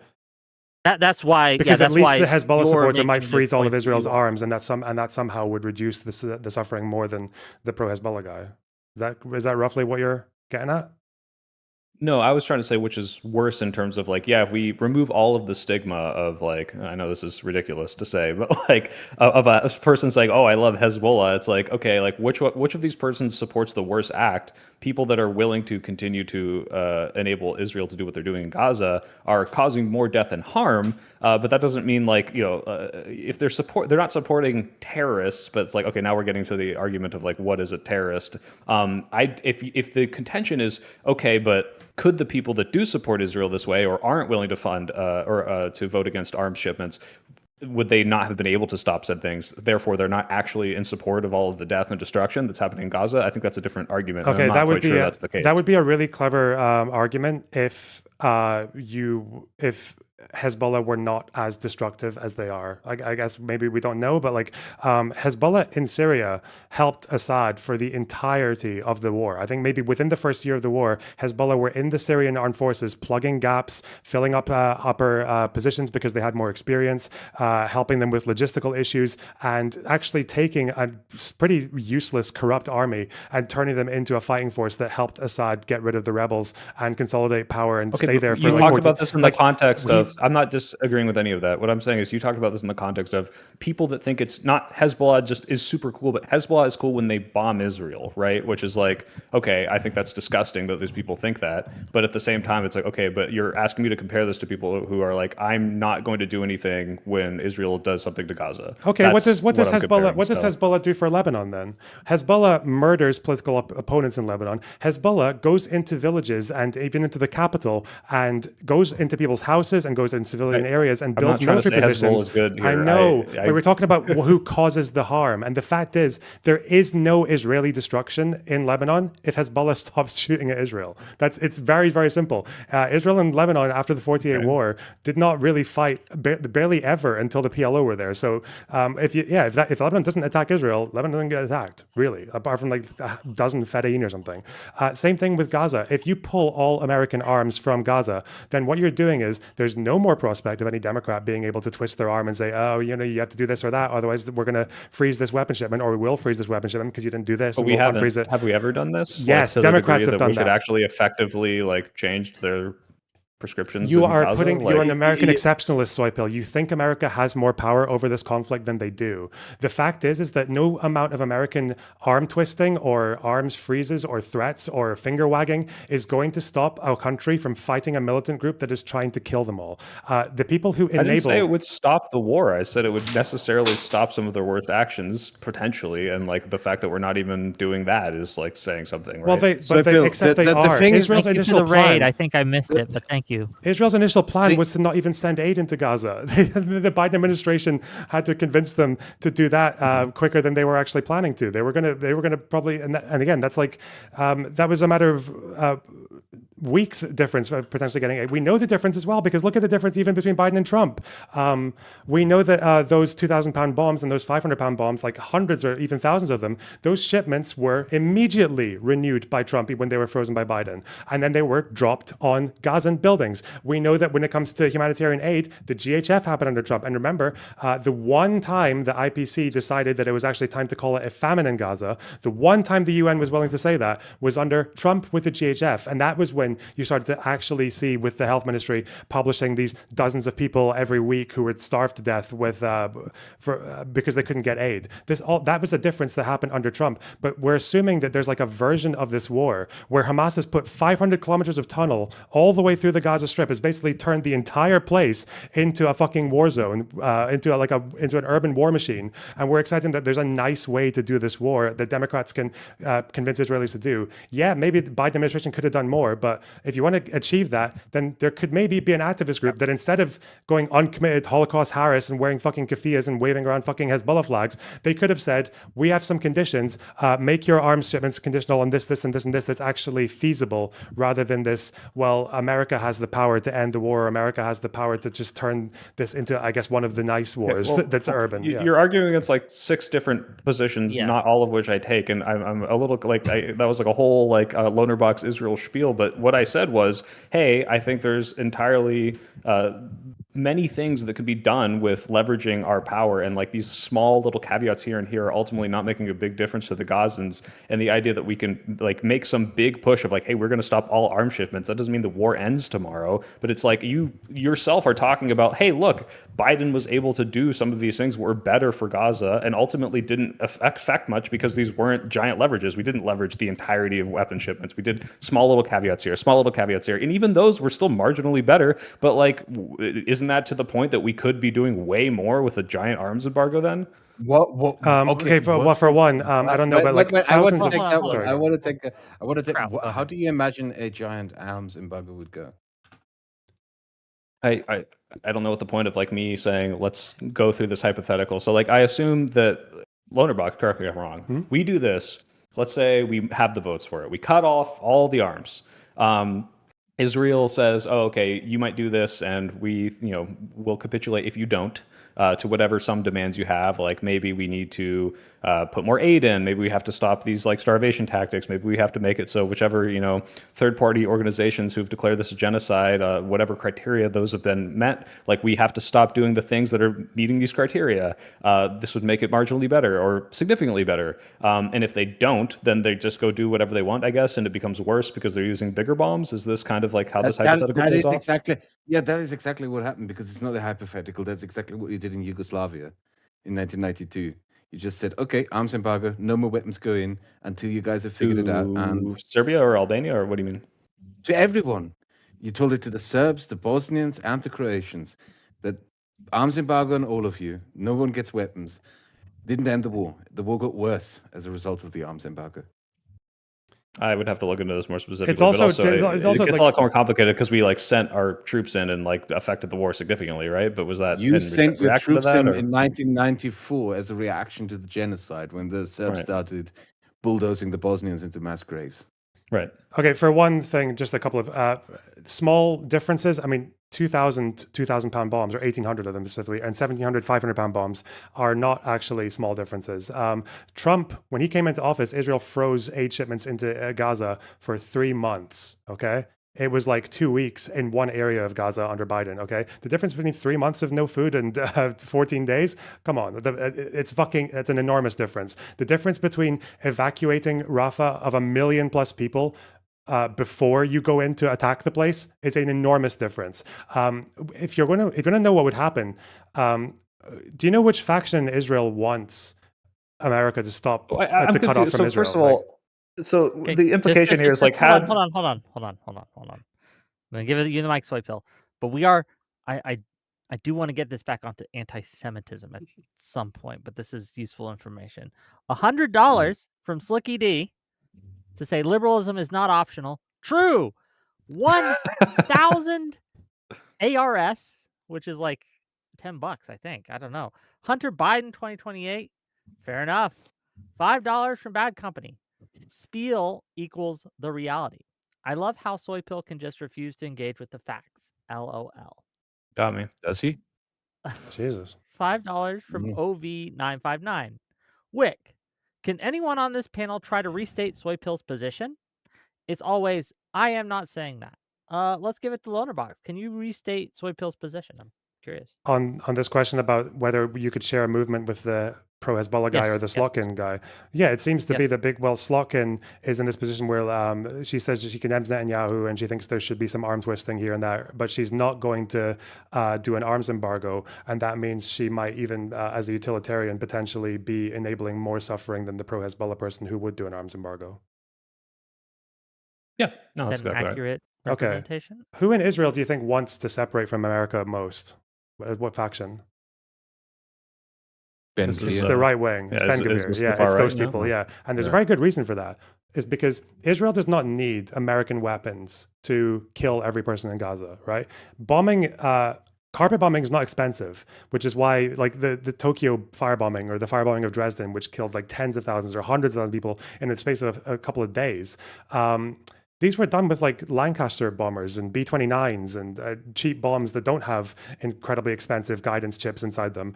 Israel has the bombs. What they struggle with maybe, or with American technology, is the guidance systems, the Iron Dome, the drones where you can have a small munition that takes out like 4 soldiers and not the 10 people who are within a few meters of them. Like that's what Israel gets from America. That's like the special technology that American-Israeli cooperation gets. As soon as America stops with arms to Israel, then people like Ben Gvir, Netanyahu, that's the leash off. There's no more fucking grumpy Democrats going to come in and start like twisting our arm to do things. Well, okay, everyone's calling it genocide anyway. Maybe we can actually just fucking do one right now. And at that point, would we not say, okay, not only are we reducing arms, we're also going to sanction you for being even more genocidal and using these indiscriminate bombs and just killing civilians like in mass, like it was World War II. Like, yeah, like there are other things that would happen after this, but the idea that our leverage stops at the weapons is not really salient to me. America can sanction. We don't give weapons to Russia. We have leverage over Russia right now. We're sanctioning the fuck out of their economy, right? And what's Russia do? They're continuing to do more damage, and they're doing it actually in a much more indiscriminate way than Israel is. So would they do it less if we sent them arms and said, all right, like we'll give you the best ones and we'll take away the best ones if you like this doesn't really apply, right? It depends on which arms. If the arms are just like the weight of bombs, like 2,000-pound bombs or 500-pound bombs, yeah, I'm for freezing those. But if it's like guidance systems so that they can actually accurately target, and like say there's a target in Israel that's like, okay, they're saying there's a Hamas commander, he's in this building, we're doing it with targeting systems to Russia so they could kill fewer civilians because why would they're you? literally. Well, no, I'm not saying we should actually do this. This is fucking insane. But I'm like, what do you think? Hold on. You're all talking over each other. What Soypill here is saying, to translate, Soypill is saying that the argument you're making is that we, by giving them the guidance systems, we actually decrease the harm done, and things like that. So why not give Russia the guidance system so they could kill less civilians in Ukraine? Because Russia has Russia's the means. not an ally. Also, no. It's not. It's more because Russia like will literally aim past the military and past the front line towards cities. Intentionally target civilians, yes, right? So okay. It's like giving them more accurate bombs is irrelevant. Israel does this too.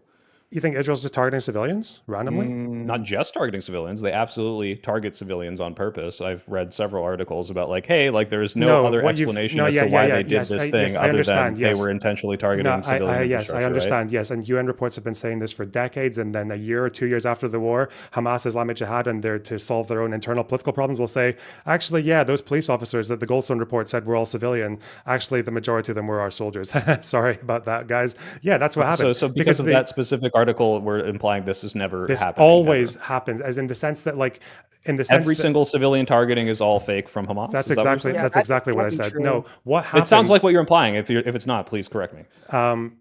Okay, so what actually happens is that going to Gaza and just calling some people, first of all, Hamas actually have like a public, I can show you as well, they have like a public announcement at the beginning of the war where they say, and they've said in the past, that if you are a local Gazan and you get contacted by an org or by someone from the outside, you have to refer that to the authorities. And they also have instructions saying, do not say this, do not say there were militants, do not say where the resistance is operating from, say everyone who died, if there's casualties, was an innocent civilian. If you say otherwise, UN officials have literally been booted out of Gaza for saying the opposite. So you can't just go to a random fucking Gazan or a random Oregon Gaza and say, were there militants in that building across the road? Because if they say yes, they're going to get executed, or they're going to have their entire life fucking destroyed, or they're going to get hunted down by Hamas. Okay. It's not a good methodology, and the UN just keeps doing it. What percentage of the 80,000 dead people are Hamas? I don't know, and you don't know either, but we're talking about whether or not Israel targets civilians. So when we're saying, I don't doubt that they have hit civilians. I don't doubt that soldiers or criminals within the IDF have targeted civilians, but the question is whether or not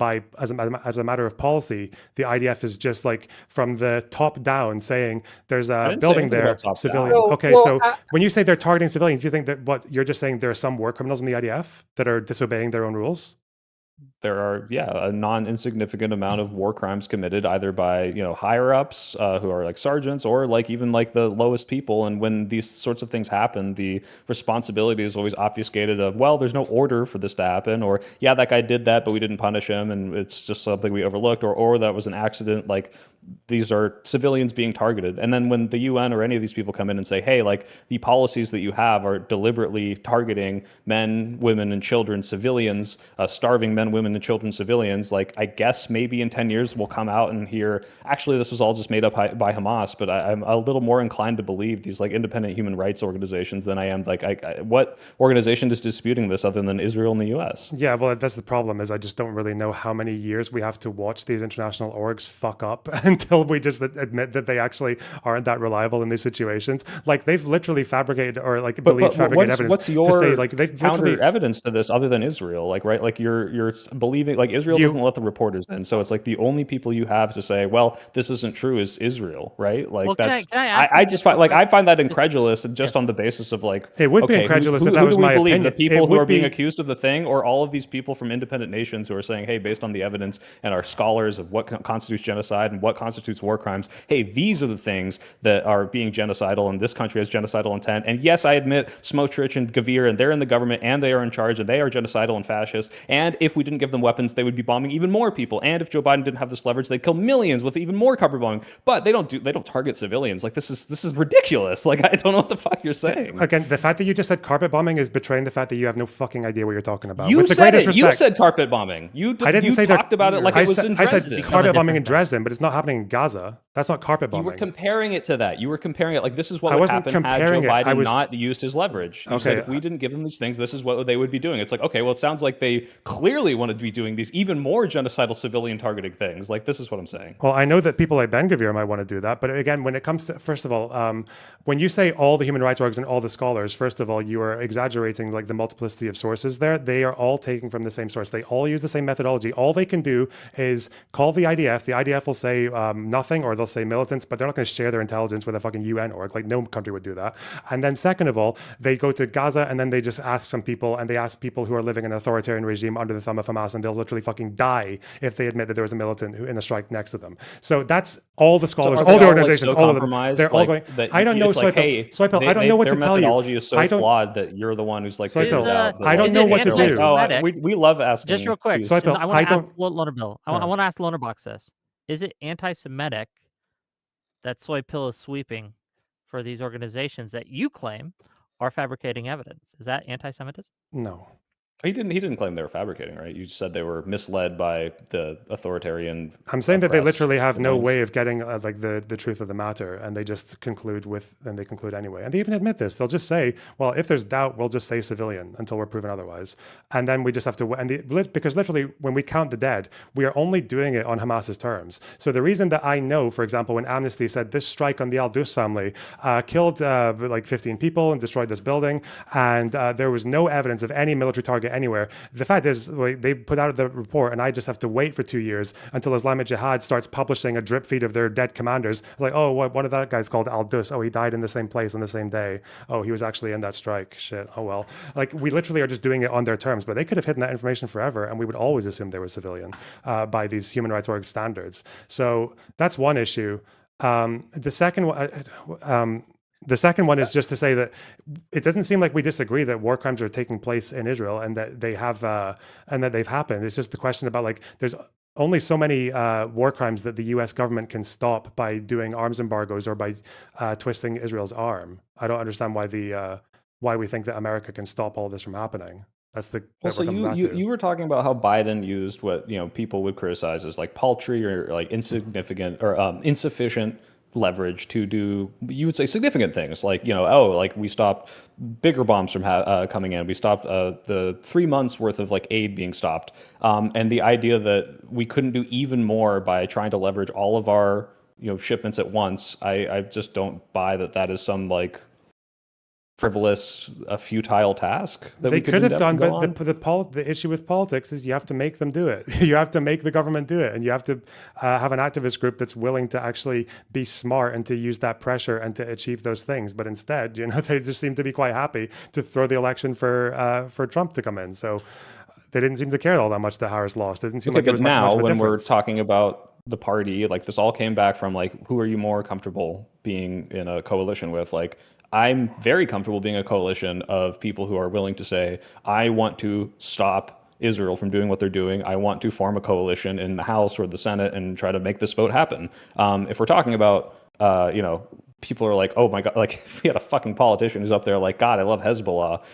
Yeah, I'd be pretty fucking scared. But that's also because the status quo of being like Israel, like, comes to me in my dreams and I love everything they're doing is like not nearly so bad as saying like, oh, I love Hezbollah. You think it's just like it's a silly know. status quo? Like it's just because we've just believed that terrorism bad, Muslim terrorists bad, that we just seem to think it's worse when Hezbollah does it? Or? The terrorism is fucking disgusting and awful. It's good that we recognize this as evil. I'm saying the things that we are used to that we do,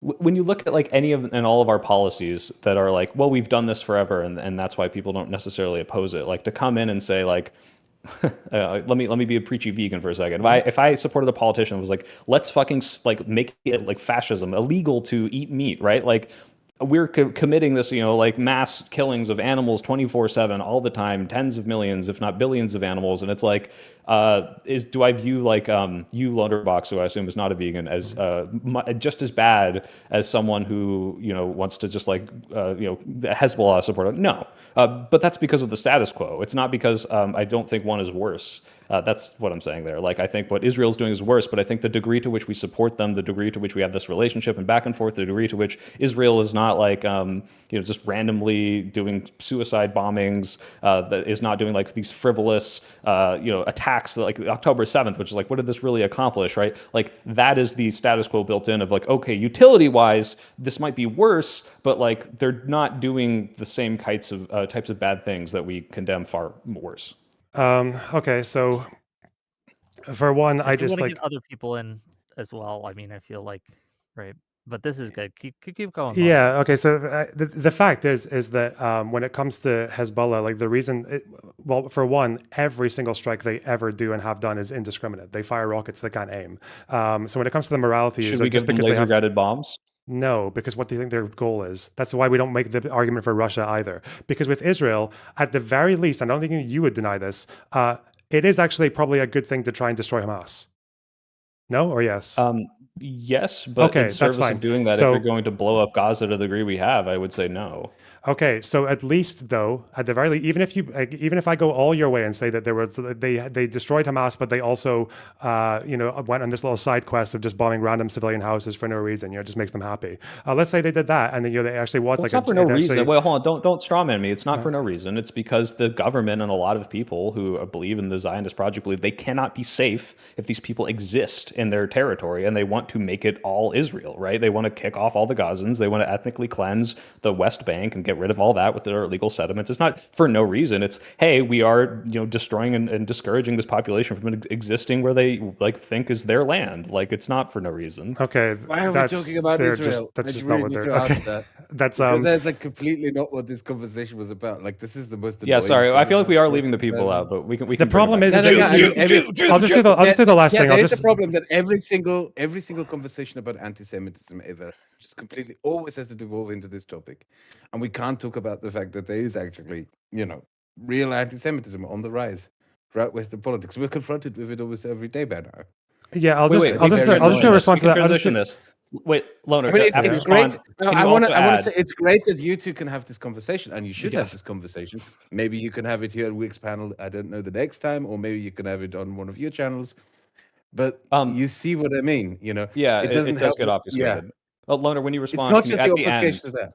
I'll let based on my opinions, and then am I anti-Semitic? No. I'll stop responding about the Israel. I was just curious, like, if has anything that I've said here been anti-Semitic, or is these all like very valid criticism? It took me like 2 years since October. It took me until like maybe a few months ago, just before I started even calling Hasan anti-Semitic. I have a pretty high bar. I think what you're saying is largely ignorant, but it's like, yeah, it's not anti-Semitic. I'll take it. But just to cap it off, it's like, I was wondering if I want to address that last war claim or not. Just like, yeah, it's probably worth mentioning that if they really think they can't be safe, if like there are people living in Gaza and all they've done in the last 3 years is kill 80,000 out of 2.5 million people, that just sounds like a really bad job. I mean, the fact is that less than Well, they don't want to. the fact is that less than like 20% of Israeli Jews want to annex Gaza. I think less than 35% of them want to annex the West Bank. Like this is a minority opinion even in Israel. Like, the government is not really showing much sign of trying to do this. But if we're going to talk about what would happen if America disconnected from Israel, one, we know the right wingers would be happy because the right wingers in Israel are the ones who want that the most. Two, we know that they would have less of a leash than them. And three, they would just be doing the same thing, but with less accurate weapons. They would just use blunt weapons because they do have a just cause in defeating Hamas, and they're just going to have a bunch of fucking crazy right wingers who are willing to take out a fuck ton of civilians while they do it, and they'll do it without America's help. We're going to keep continuing this debate. If they wanted to kill all of them, only killing 80,000 of them would clearly show they're not doing a good job. But in 3 years with their firepower, yes. Displacing them, kicking them out, discouraging them, and doing what they can to get away with it. Displacing them from one side of Gaza to the other? Yeah, and then displaced them from the north to the south, and back to the north, then to the east, and then to the west. So they went so they displaced them from the north to the south, then back from the south up to the north, and then from the east. Is it just like a fucking colonial musical chairs that they're doing, like within the exact same territory? Is that displacement? Or is it maybe it is displacement? But why do you think they're doing it? Why do you think they told people from the north to the south? Why do you think they call people and tell them to leave their building before they bomb it? Well, I mean, no, I'm not pushing back against that. I'm just saying, like, it seems like you're minimizing the effective displacement on those displaced because they weren't displaced that far. No, I'm not minimizing it. But what was Soypill saying? Well, they're just what was Soypill? What was Soypill? What was my point? Is that if they could hang on. I've just get away with it. My point was that they would try to get them completely out of Gaza. That's what I'm trying to say. Defend his honor. Yeah. Okay. I was saying that in response to Soypill's claim that they were doing this displacement so that they could claim Gaza for Israel. And if you want to claim Gaza for Israel, I don't really know why you would displace them from the north of Gaza to the south of Gaza, then from the east and then to the... I don't know why you would say that if you wanted to claim Gaza. That makes no fucking sense. These are steps in between, doing whatever operation you are right now to eventually get them all completely out. But like, yeah, it was like, why didn't they push them all into Egypt on day one? Because that wasn't like part of the logistical plan to do it that way. Like, they could have. Are you denying that the people in government? Right? They could have just like bombed the fence at the Egyptian border and then just bombed the side of Rafah that's away from the border and just said, and then dealt with the international consequences of that. I think. What international consequences? The UN tables more resolutions against Israel than against every other country combined. Like the international community fucking despises. What does that have to do with Israel? If they bombed a completely separate nation's border and caused them to have a refugee crisis, you don't think this would be like way fucking worse than the backlash they're facing right now? It would be worse, but what's the rest of the world going to do? It seems like even now that everyone thinks the same things we do against countries like Russia, like we would have stricter sanctions when it's like, holy shit, now you're just bombing Egypt like indiscriminately because you want to make it their problem. Like this is even now that everyone thinks we should go back to anti-Semitism. This is getting really ridiculous. Okay. Like, no, great content, but off topic, right? We got way into the weeds of this, which is I think telling. But I wanted to again, because there are so many people who have spread so much misinformation about this topic, it does create, in my opinion, a much more anti-Semitic environment. Look, no one has to hate the Jews, in my opinion, to be anti-Semitic, right? Or at least not to have anti-Semitic outcomes. Like when we talk about like, does he really in his heart of hearts hate the Jews? I think that's why are we talking about that? What we should be talking about is the rhetoric this person is using, is the way that they're talking about a subject, is the terms that they're using, is the policies they're pushing for or advocating for. Is this going to result in outsized harm to the Jewish people? Yes. And if it is, I think that there is some cause, at least, to suspect maybe this is going to cause anti-Semitic outcomes, which is what actually matters. I don't care what people think in their heart of fucking hearts, right? I don't give a shit. I care about how it's going to affect other people, right? And that's where we got to kind of get into the weeds here. I would posit that the continuous scapegoating of AIPAC, right, or scapegoating of everything bad that happens to AIPAC, right, of like, oh, the turning of Zionist into a slur, basically, and all these other things have resulted in harm to the Jewish community, not just in Israel, but in America, right? You see people who look Jewish who are just at their fucking like eating out, right? And people will come up to, oh, are you Israeli? And then they'll just grill them, right? On the like, do you support the genocide that's going on? Like, this is not okay. This is not something we do. We would obviously recognize it as Islamophobic if people came up to Abdul el-Said and forced him to denounce all the actions that any Islamic regime ever did in the country, right? That'd be crazy to do.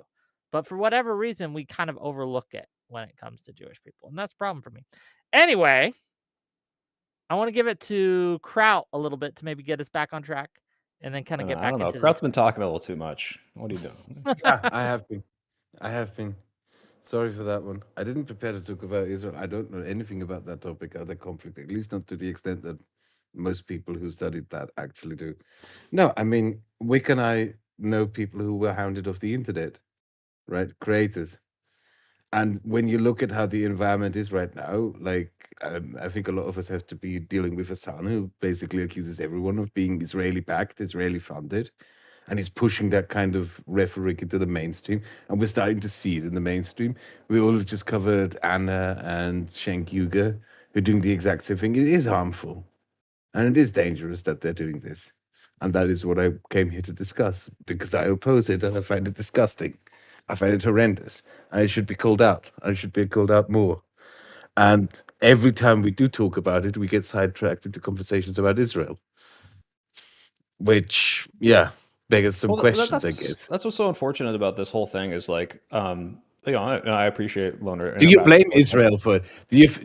Are you one of the people who would blame Israel for that in the long I don't know if you term? like can blame them, but it's like that's the reason this is such a hot topic now. I'm sure, like at least for I don't know about Hasan, but like for Anna and cenk, I bet they probably wouldn't even be talking about this half as much if like what was happening in Israel wasn't happening. It's like kind of hard to disentangle these things, and like why this whole conversation is frustrating is because every and all anti-Semitic attacks that are coming that have always been there. I mean, you could look and you could find anti-Israel shit in like far right circles like 10 years ago before really like it was ramping up to the degree it is now. But it's because like how do you criticize Israel without getting lumped in with those people? It's like, well, a lot of these people just fall into it. So, but yeah, it should be condemned, especially, you have Anna Kasparian going on and doing the like, the greedy Jew meme, like rubbing her fucking hands together, talking about dancing Israelis, that like Jews did 9/11. Like these people are fucking off the deep end. So yeah. I don't really want to talk as much about like them. I want to talk more about the people who they target. Because they have actually harmed people. I mean, when we were in DC, I mean, you were in DC, Wick was in DC, we met people who were personally affected by this, hounded by this. And it sucks. And I don't want to overstate the fact, like, it goes beyond that give you an itself, example. right? I want to Like, give you well. I want to give an example as well. Give an example. Give an example. Go ahead. Yeah, no, of the thing of where it goes beyond just the community, the Jewish community, and who is getting targeted. With the factory in the Czech Republic that was burnt down by a group of Palestine activists who were Hasan watchers, who were told that the factory was Israeli. By Hasan too. Yeah, Hasan said that factory was Israeli. That's it. I've never heard that. That He also, I don't know. They should bring that up more often. Of like, this is maybe like a terroristic attack that was spawned. It was these people are now on trial in the Czech Republic. The factory actually made drone parts for Ukraine. Yeah, the problem is Hasan is much like Trump. The reason Trump gets away with so much that he does is because every other week there's another fucking scandal. There's just so much. It's hard to focus because when you talk about Trump bad, there's so many examples and it waters it down because there's just so many. Hasan, there's the same thing. Like everyone always talks about his dog. Everyone always talks about his 9/11 comments. Everyone always talks about all these things. But there are so many things that he has done and said that are real big fucking issues. And he's now gone out of the mainstream, right? He is now in the mainstream. He campaigns with politicians. And it is worrying to see that there are a lot of these politicians who he campaigns with, or at least candidates he campaigns with, because they're not yet politicians until, at least elected representatives until they actually get elected, sometimes seems to be flirting into that direction, pushing into that direction in terms of how they talk about Jewish people. And Send it me is that. Send me worrying. that. The factory story, please, Kurt. I'd like He to look into also, this. I don't know, he also, before being very surprised about the UK not letting him in, was celebrating and laughing when those Palestine Action people attacked an RAF base and damaged a plane. He was also celebrating that as well and saying that this was, weapons that were going And to be lied. used in genocide. Yeah, Lied but they about it. weren't. Yeah, because the UK Yeah. had already frozen every single license for offensive weaponry in Gaza.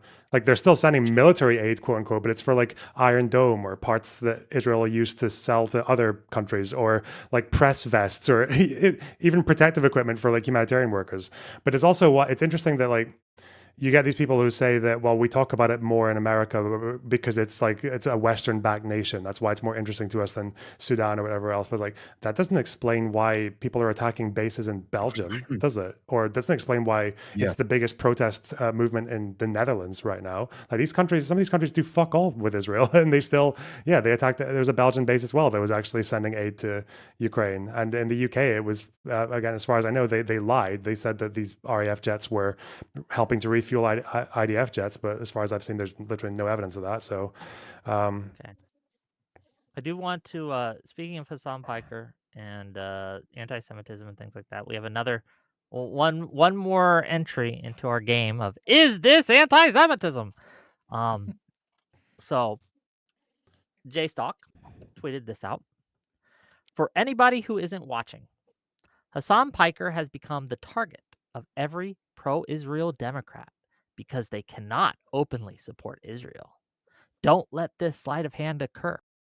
Hasan has no effect on Democrat politics, aside from being an effective smokescreen for pro-Israel Dems. So, like I said, we started off easy. We're getting harder. Is this anti-Semitism? What do we think? I don't think this is anti-Semitic. I think this is kind of a stretch. I mean, maybe could we not like? I'm trying to think. Like, did Jared Moskowitz not talk about Israel at all in like the entire campaign that he ran? I think the attacking Hasan is like, hey, this is an easy fucking target. This is a guy with a lot of baggage, a lot of controversies. But whether or not this is anti-Semitic, I don't think so. Any Yeah, other thoughts? it's kind of I- retarded. Not it's anti-Semitic. Fair enough. yeah, that's kind of what I was gonna say. Is I don't know if it would cross anti-Semitism, but it's really stupid regardless. Any thoughts, Carl? Sorry, I was distracted. I'm not friends with Soypill. Just noticed that. For anybody who isn't watching, Hasan Piker has become the target of every pro-Israel Democrat because they cannot openly support Israel. That's a bit of a stretch, but it's not anti-Semitic. Don't let this sleight of hand occur. Hasan has no effect on Democrat politics aside from being an effective smokescreen for pro-Israel. No, he does have an effect on politics. He's pushing the party into a leftist extreme. This is the number one libs, but He's not the way actively that the trying far to push left the party thinks into a it is. leftist extreme. Have He's the not debate and succeeding take in away it their cudgel. because he's a moron and he looks horrible. And the effect he will have in the end is that he's going to be used by the Republican Party, who are going to try to paint the entire Democratic Party as being the Hasan Party. But yeah, no, I don't think that is an anti-Semitic statement. It's a stupid statement. Fair enough. So just conspiratorial, not anti-Semitic is the verdict. Not even conspiratorial. It's just nonsense. Yeah, Well, and I think if he could Democrats. substantiate it by saying like, look, every single pro-Israeli Democrat in the primary in the past 4 months hasn't been talking about Israel to the same extent because it's become an 80-20 issue in the Democratic Party. Like that would you could substantiate this, but it seems like a stretch to me. Fair enough. I don't know. It's just the idea that, like, I agree. It's probably not anti-Semitic, but I think it leads to it. One of the things that you will get called if you criticize Hasan is pro-Israel, right? And so this idea that you cannot, like, if you criticize Hasan, right, you're just doing it to secretly or subversively defend Israel. I find, again, just it feeds into this kind of narrative, right? That there is, again, this cabal of politicians or cabal of people who are secretly picking on Hasan in order to defend Israel.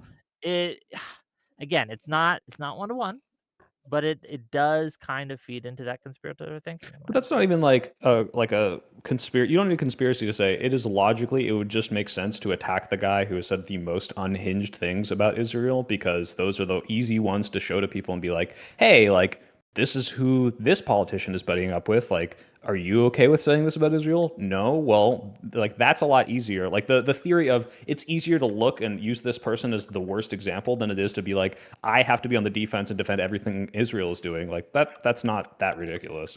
I mean, he's an easy target. That's like what that's like. I think you agree with this. Like, that's the reason all the Fox people are going after him. It's not because they're like, oh, Israel's telling them to, but it's like, yeah, look, this guy's got a lot of fucking horrible statements on stream, and you can use them to get attack him.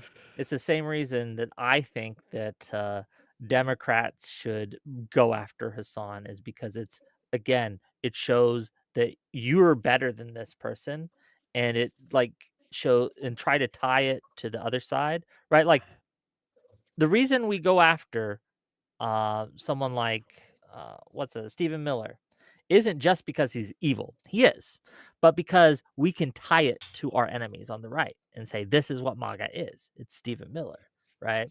And it's something that we can do. It's very effective. Same thing.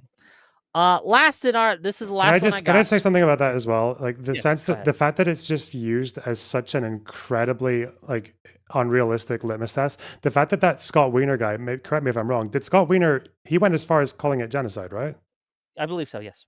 And did he support an embargo, or did he support restrictions, or? I don't know, but he could either way.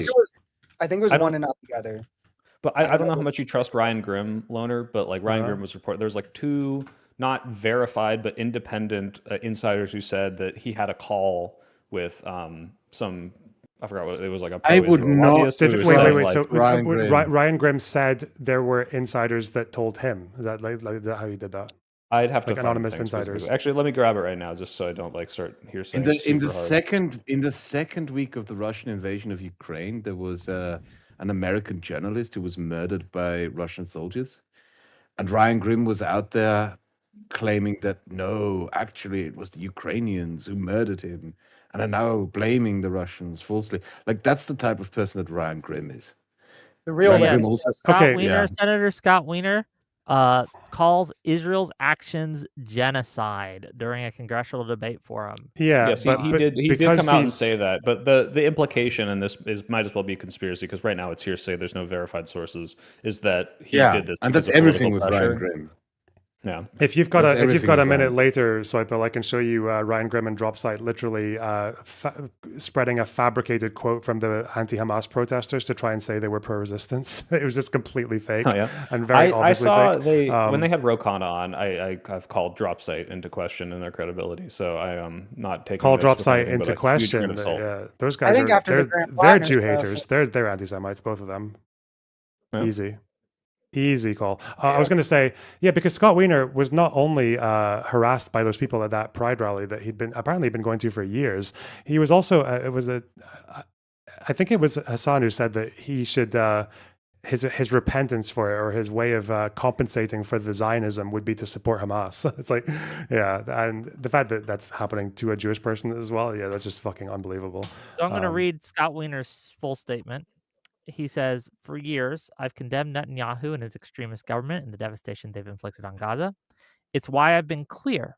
I won't support U.S. funding for the destruction of Palestinian communities. I've stopped short of calling it a genocide, but I can't anymore. And then he calls it a genocide, right? So not only does he, refuse to support U.S. funding, like he's against U.S. funding for the destruction of Palestinian communities, right? So arms embargo and things like that. Mm-hmm. But he also calls it a genocide. So that's the.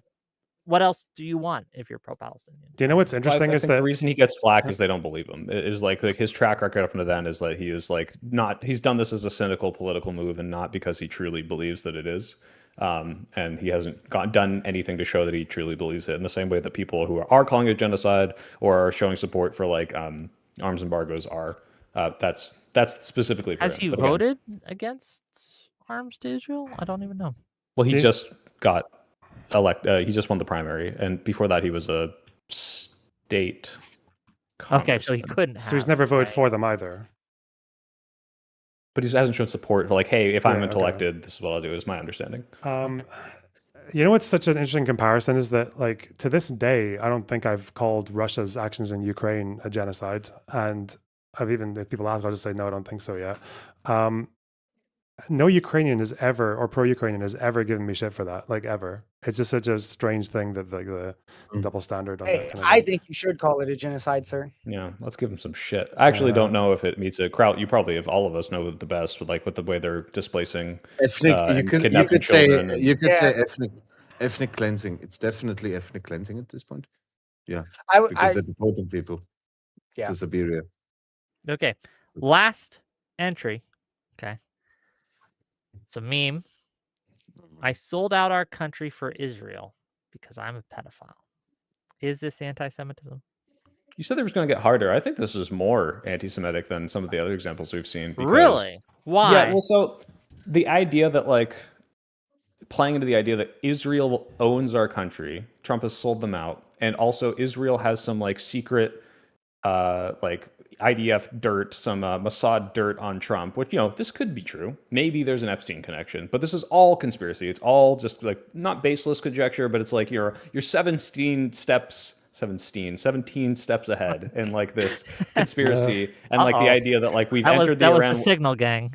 Yeah, that was the Epstein, the Epstein Freudian slip. Like the idea that this is like even close to being substantiated in the same way. Like Marco Rubio comes out and has retracted the statements of like, oh, Israel forced our hand in Iran. Like that's a little closer, but like saying like, oh, Donald Trump is a pedophile, and Israel knows, and they have blackmail on him, and they control our government, and it's like, okay, you're leaning way harder into the anti-Semitism there. They should just kept the last 3 words. That'd have been a much better sign. Okay. Can I guess who that tweet came from? It's from if Kyle, you guess, right? I'll give you a prize. Yeah, it's from Kyle. It's Kyle Kalinske. Yeah, because he says that. He said that now. I know you tried to hide that, but Wick, it's in the URL, right? I'm not the best at hiding things, okay? But that speaks to not my like character. Israel. I just don't have practice at it. The most transparent panel of all time. I'm too honest. It's just true. I can't tell a lie. I'm literally incapable. Okay. Gang. We have reached the 2-hour mark. Let's read some of these super chats. And if anyone has any other thoughts on these, we can get into it. This panel's gone a lot of different ways. Okay, $10 from the Trib. Is Soy just trying to say it's a genocide and Israel deserves the negativity they get regardless of how healthy it is because genocide? So fact of the matter would be the differentiator here, not the label. No, it's the opposite. It's like that talking candidly about what's actually happening is unfortunately going to very thinly and very closely play into anti-Semitic tropes. Israel has a lot of influence over our country. I don't think we have a fucking Zog, but we do have millions of dollars coming from pro-Israeli PACs or whatever to influence primaries. But it's like, is this even close to the biggest amount of spending electorally? No, I think it's like 5th electorally, and for lobbying, it's not even close. But like specifically in elections, it's like top 10. But the idea that like, oh, and our government is owned by Israel, like talking candidly about AIPAC, talking candidly about what Israel's doing in Gaza, like. It's easy for anti-Semites to jump on that train, and it's frustrating because you can do all this without being anti-Semitic, and you get lumped in with the people that are like, yep, look at fucking Israel owns our country because Trump's a pedophile and Epstein, which, several of those 3 things might be true, but you're drawing a lot of conclusions. $5 from No Flame, please. In 3rd grade, I was really sick and pooped myself. Why would Soros do this to me? Thank you for that. Sure. $5 from Trib 1. It's pretty obvious that the people covering the conflict without legit hate for either side can criticize both sides. If you can't, then that's telling. $5 from Bangarang. There is no one better to talk Israel-Palestine than LonerBox. Soypill, you already had to get educated by him on the topic while already having strong opinions. Okay. Whoa. I appreciate $2. all the LonerBox conversations, and I'm not coming in here as an expert. In fact, I would go so far as to say LonerBox knows more about being Jewish than I do as a Jew. Oh, God, don't Is say that that. anti-Semitic to say? I don't know. Soypill $2 knows more from about the being an Trib One. Arab than me. It's fine. Okay. Trib One for $2. Ziobox, LOL. The Mossad send their best. Ha ha ha. W box. I've heard Zogbox. That rolls off the tongue better than Ziobox. I don't know. Is it anti-Semitic to call me Zogbox? Probably, yeah, absolutely. Shit! It's a lot $5 of people, a Trib- lot of enemies you just made there. Wow. 7 million of them. Okay. $5 from the Treb One. 7 million. Yeah. What's significant about that number, Wick? Don't worry about it. On a serious note, That number sounds too high. The fact of the matter on the grounds is what gets missed a lot. How Adam Smith dog-walked Crystal was because she didn't know. Thank you for $5. $5 from Bad Company. Or, I'm sorry, I already read that one. $5 from the Trib One. This is the right angle IMO because of the lack of information from the Zog posters is why we're here. But yeah, run your show, Wick. LOL. Okay. $20 from Chachi McSwagger. So long as a single civilian dies in Gaza, Soypill will say America wasn't hard enough on Israel. He assigns 0% of the blame to Hamas because he simply wants Israel to lose and die, like all progressives do. It's that simple. It's crazy, Wick. These people can just read my mind. They're so good at like just disseminating my opinion into the perfect. Just so eloquent, so verbose. You gotta get better dog whistles. Yeah. Damn. So in other words, you agree with him totally. Got it. Yeah. No, that's $5. $5 from Metalworks. I'm sorry. Okay. $5. No, we're gonna get it. Okay. Straight face. $5 from Metalworks. Imagine we stop giving Israel weapons and China just swoops in to arm them instead. I'm pretty sure that's the worst case scenario for everyone involved. That's xenophobic. Yeah. Chachi McSwag for $5. Soypill equates arming Israel to arming Russia. I'm curious, what was the October 7th event for the invasion of Ukraine? To be clear, I don't think arming Russia would be the same as arming Israel. I was just trying to make the argument of like, well, they're causing all this destruction. If we give them more accurate things, technically this could cause less destruction insofar as if the bombs are less discriminate, or if you have like those like ninja stars even, that like aren't even bombs and they can like assassinate a guy in a car. Like this argument makes sense to me, but depending on what the policies of the country are, I think that, well, it doesn't really matter if they have more accurate bombs insofar as they don't care. They'll use the less accurate bombs if they want to. It's just, if they use the more accurate bombs to kill civilians anyway, even if it's not directly targeting them, but they don't care about the collateral, like then it's kind of irrelevant in the long run. Is that what you think about Israel, to be clear? You think the accuracy of their weapons doesn't matter? I think the way in which they use them, it doesn't seem to matter in the scheme of, okay, you've kind of just leveled Gaza and killed way too many people. Yeah. Shit. They did it accurately, though. $5 from Bad Company. If the before Soypill drops, quote, how do you sleep at night, end quote, to LonerBox, like Cristobal did Slotkin. How do you sleep at night, Loner? Because if you've got a good sleeping pill, I'm out of melatonin and I need to re-up. If you combine melatonin with antihistamines and L-theanine, you can. That's an emergency cocktail. I thought L-theanine was the one that makes you have more voluminous semen. I have not noticed that. And zinc. I just use it for sleep sometimes. Oh, okay. Okay. £2 from Riz. What the fuck? Laughable ignorance from Soypill yet again. Okay. $10. Why do they hate you so much? That's so. It's kind of yeah. It's probably because I'm Jewish. I think your chatter's anti-Semitic. That's shit here that I don't even know. $10 from the Trib One. I love Loner, but he's not getting this info from thin air. There are many people covering it who are calling balls and strikes. The far left is anti-Israel, and their media signal boosts that feeling. I think that was to you, LonerBox. I don't know what I'm supposed to respond to that with. Is this like the LonerBox is like a Hasbarist, like Israel funded? Well, funded no, or something? LonerBox made a comment. Oh, where I got my information from, you're saying? No, LonerBox got a LonerBox, you made a comment earlier in the conversation that a lot of times this information is unreliable, it's fabricated in some cases, all these things, right?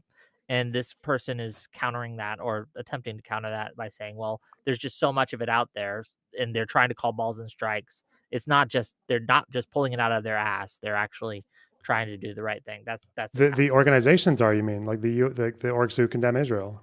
That's how I read it. Yeah, I know they're getting their information from somewhere, but again, because Soypill did the whole Mehdi Hasan battle rap, all the orgs agree thing earlier, like I can give you one specific example. Like the most recent one that came out was Oxfam. They put out a report on this, like within the last couple of months.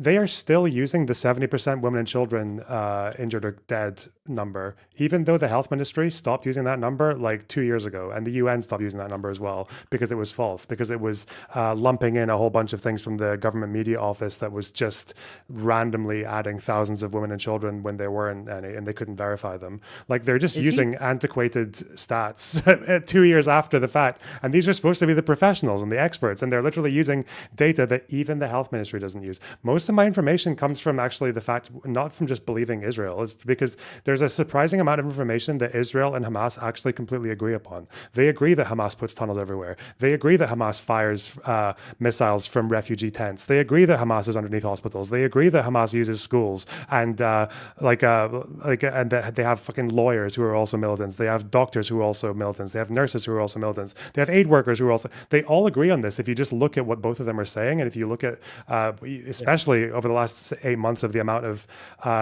stuff that they agree that they use child soldiers. Islamic Jihad have just released like 20 people. One of them was as young as 14 that have been killed in this war. So I don't know, but for some reason Westerners don't consent to that. Make sure you give them a $10 answer, okay? $5 from Black-Pilled Kiwi. Amnesty International shit the bed royally in Ukraine when they claimed their forces were operating among civilians in schools and hospitals. Oh, there were a shit ton of fuck ups there. Yeah. They were schools that were abandoned, right? Yeah. What they continues. What they failed to mention was that the civilians were evacuation refusers. The schools were on the front lines and already bombed out, and the soldiers were being treated in the hospital at Soypill. Okay. Bangarang for $5. Soypill, are you capable of not looking at every single part of this topic as Israel bad, or are you that audience captured? Your chat is insane. I mean, if we're talking about your chat is kind of insane, to be clear. Let me find his chat. Where's his chat? His chat, like I remember when we were at I'm telling them to stop being so mean to you, Loner. Shove a pineapple. Are you on Twitch? I want to look at your chat.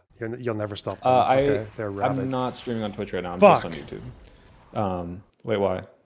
You can look. You can open up YouTube too. I want to look. He's very curious. I'm streaming on Twitch. Like I don't know what his chat is saying, but I'm very curious what. No one's called you Zogbox yet. I'm sure a couple people much nicer things. Wait. Have there been things in here that have been said that could get me banned from Twitch? No, right? Since you bring it up. Okay, good. Never. All right, everyone, he's coming. Everyone be nice. Wait, so yeah, am I capable of seeing things as Israel? Like, do I think Israel's evil in every aspect? No, but we're specifically talking about like the actions that I super condemn. So like, of course, I'm going to be anti-Israel in that respect. $10 from Chachi to say, friendly reminder that there's almost nothing more anti-Semitic to say about Israel than twisting Gaza's 5-figure fatality count into evidence of their genocidal intent. Damned if they do or don't. Personally think there's a lot more anti-Semitic stuff you could say than that. Don't give us examples, okay? No, I'm not. I would know. I'm just saying that seems like a really rather. Here's a list. Yeah, right. No, I got in trouble for that in 5th grade. Not that specifically, but my teacher, we did a segment on racism in the English class for whatever reason, and she asked the class, like, "Do you guys know any racist slurs?" I know and being the good student that I am, I did. And I proceeded to list them. And I got sent to the principal's office. It sucks. $5 from Trevika. Question to Soypill. For people who are Zionist, should that belief no longer exist in your eyes? If so, why?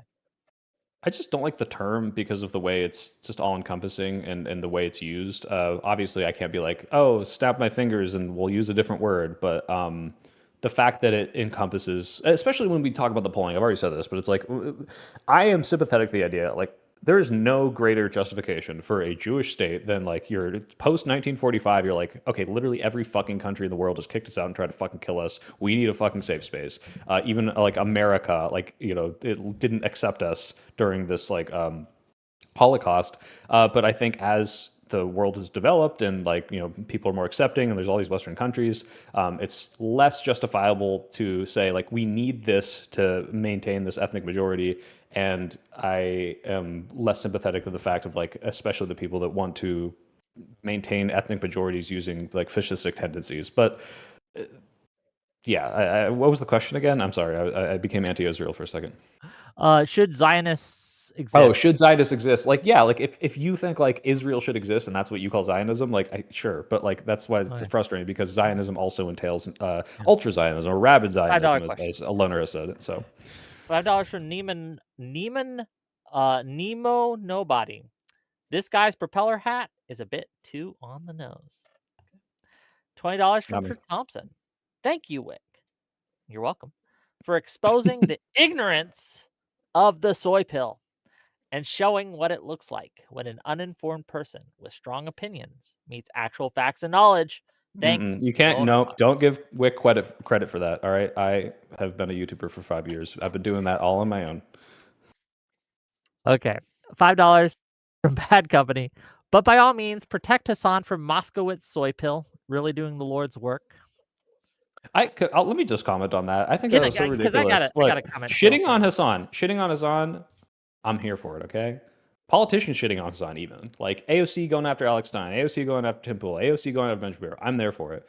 The fact that it's like your initial message right after figuring out you won, I think that's a little embarrassing. That's like not inspiring confidence. No, I think that was fine. Especially on a platform like Twitter's Twitter. for shit posting, man.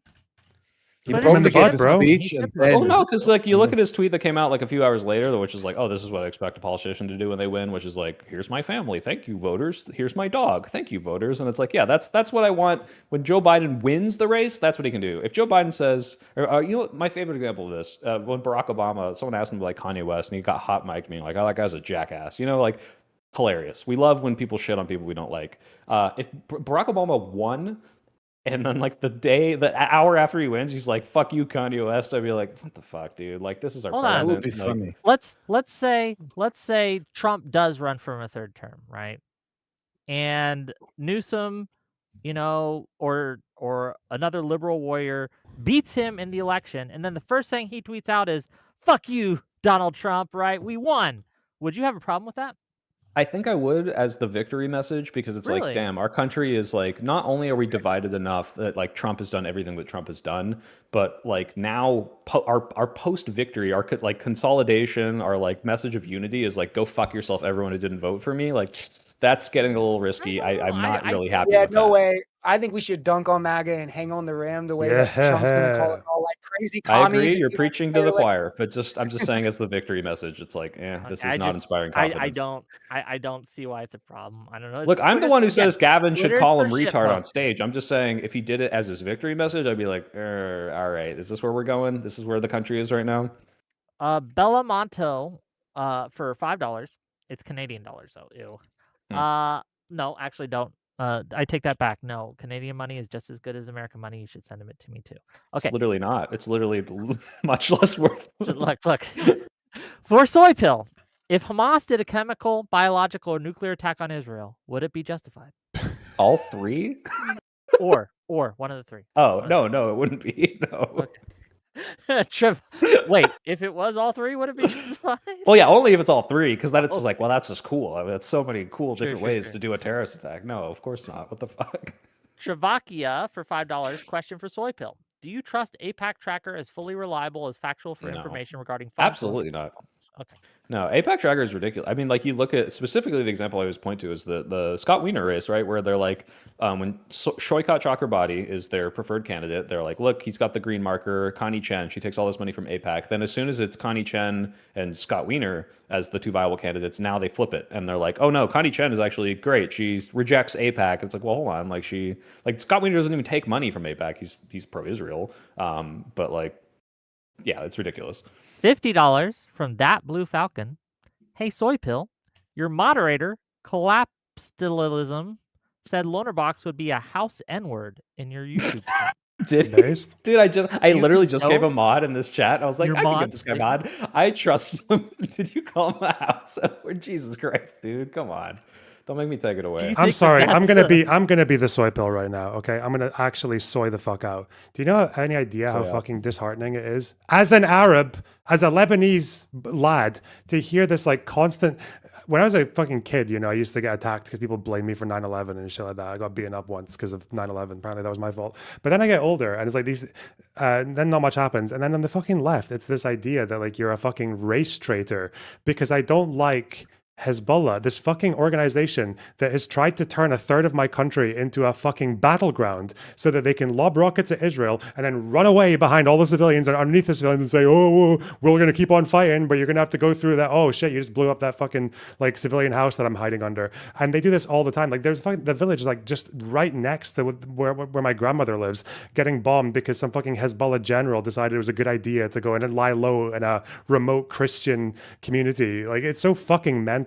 And again, it's just like That's a it's crazy not so thing to say. it's not so much right? to just to think that. And again, this is an Iranian proxy. They get their money from Iran. They do nothing for Lebanon. They just bring this country shit and fucking war, and then they run and hide behind civilians whenever the shit gets hot. And then they go on TV and say, "We will continue fighting." And then they, oh no, we're getting bombed. Oh shit, we need a ceasefire. And then Israel goes and backs off.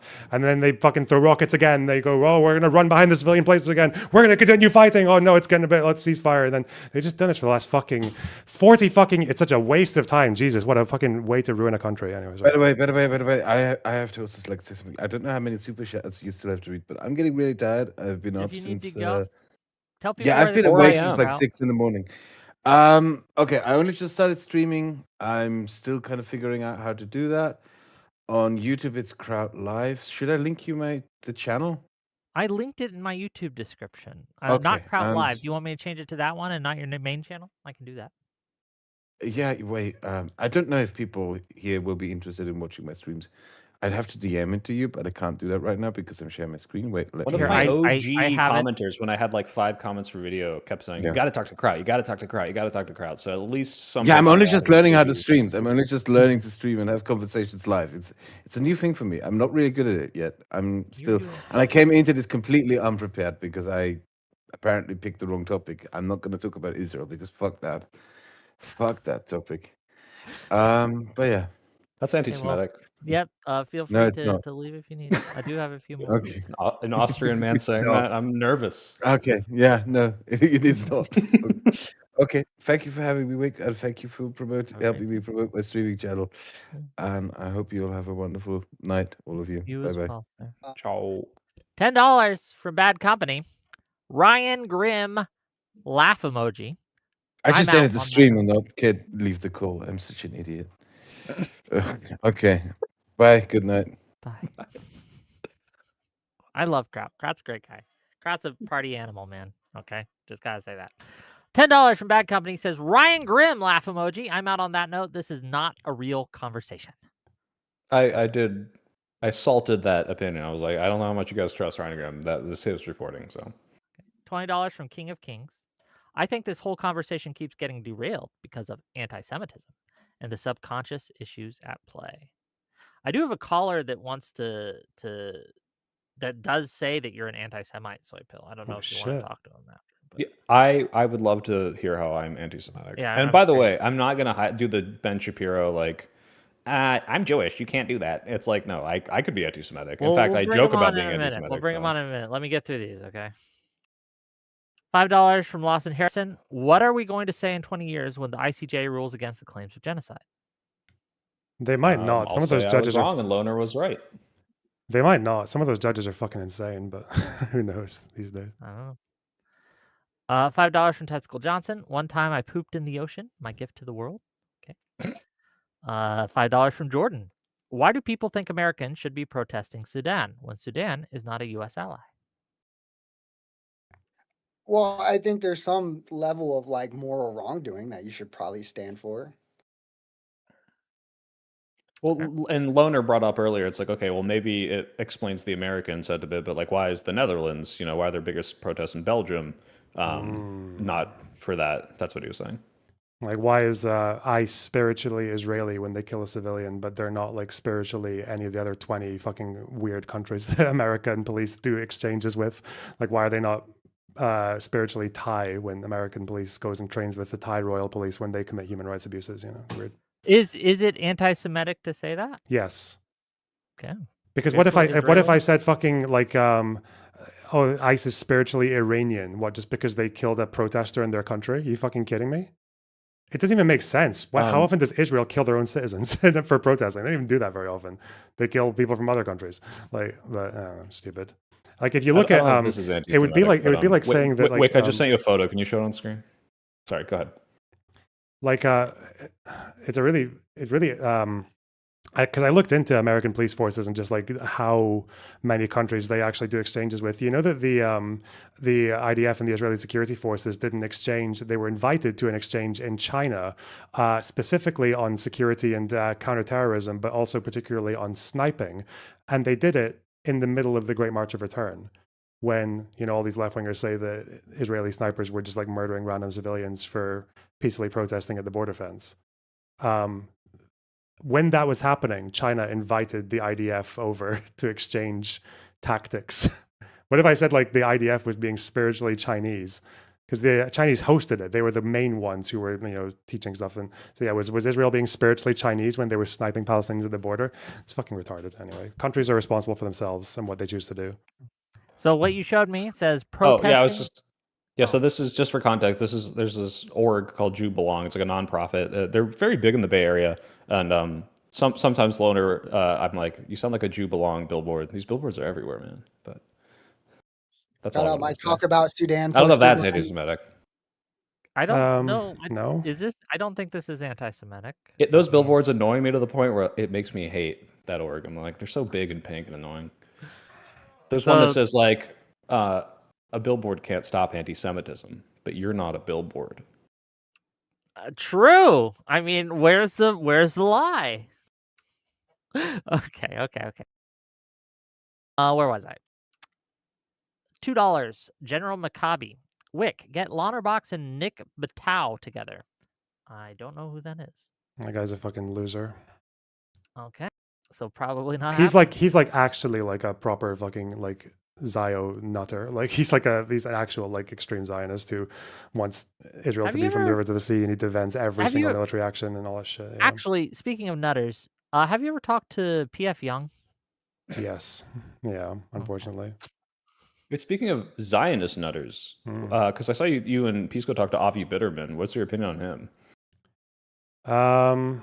He's definitely more right-leaning and more Zionist-leaning than for my taste, but I don't think he's terrible. I think, again, when it comes to the question of like quite a few disagreeable things that he says, obviously he fucking voted for Trump, retard, but also like as far as someone that you can share a movement with, I think I would put him in there in the same sense that I wouldn't. I don't know if this will change your opinion because someone brought this to my attention. He tweeted, this was 2 months after October 7th, so take that, you know, as you will. He said, I don't actually believe there is such a thing as a civilian in Gaza. There's IDF and there's Hamas. I'd like to caveat my caveat. There are no people in Gaza. There is light and there is darkness, which is like just the most fucking racist, like anti-Palestinian shit I've ever read in my fucking life. And I would not want to share a coalition with that guy if I could help it. Yeah, no shot. Well, Avi sometimes watches me. He's jumped on my show before. Avi, if you want to answer for your tweet crimes, we'd be He did delete the first one. He didn't delete the second because one. the thing is like he talks like that on Twitter, but then if you talk to him about conduct and about like moral positions and all that, like he's actually very clear that he opposes even strikes on buildings where there are militants, but that the civilian collateral is too high and things like that. So he's like actually quite critical when it comes to Israel. Like, I don't know.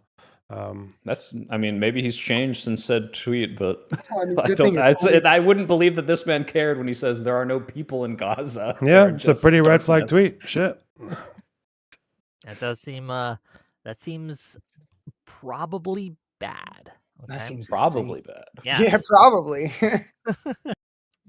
$5 from Rifftop. Does Soypill think xenophobia is okay? If you're anti-Israel, that's fine because it's not anti-Semitic.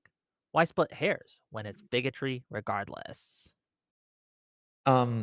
Is it xenophobia to be like America does bad things? Like I'm anti-America. Like, is it xenophobic to say I'm anti-Russia? I think that's not really xenophobia. Xenophobia is like a fear of like foreigners coming in and be like, oh, these foreigners gonna come ruin our our country. Like, I don't think I saying think it I was don't like xenophobic. Israel's actions is xenophobic. Sure, I do think it's xenophobic though. Well, America's weird because America is a propositional nation, unlike a lot of other nations like China or Russia or Japan, etc.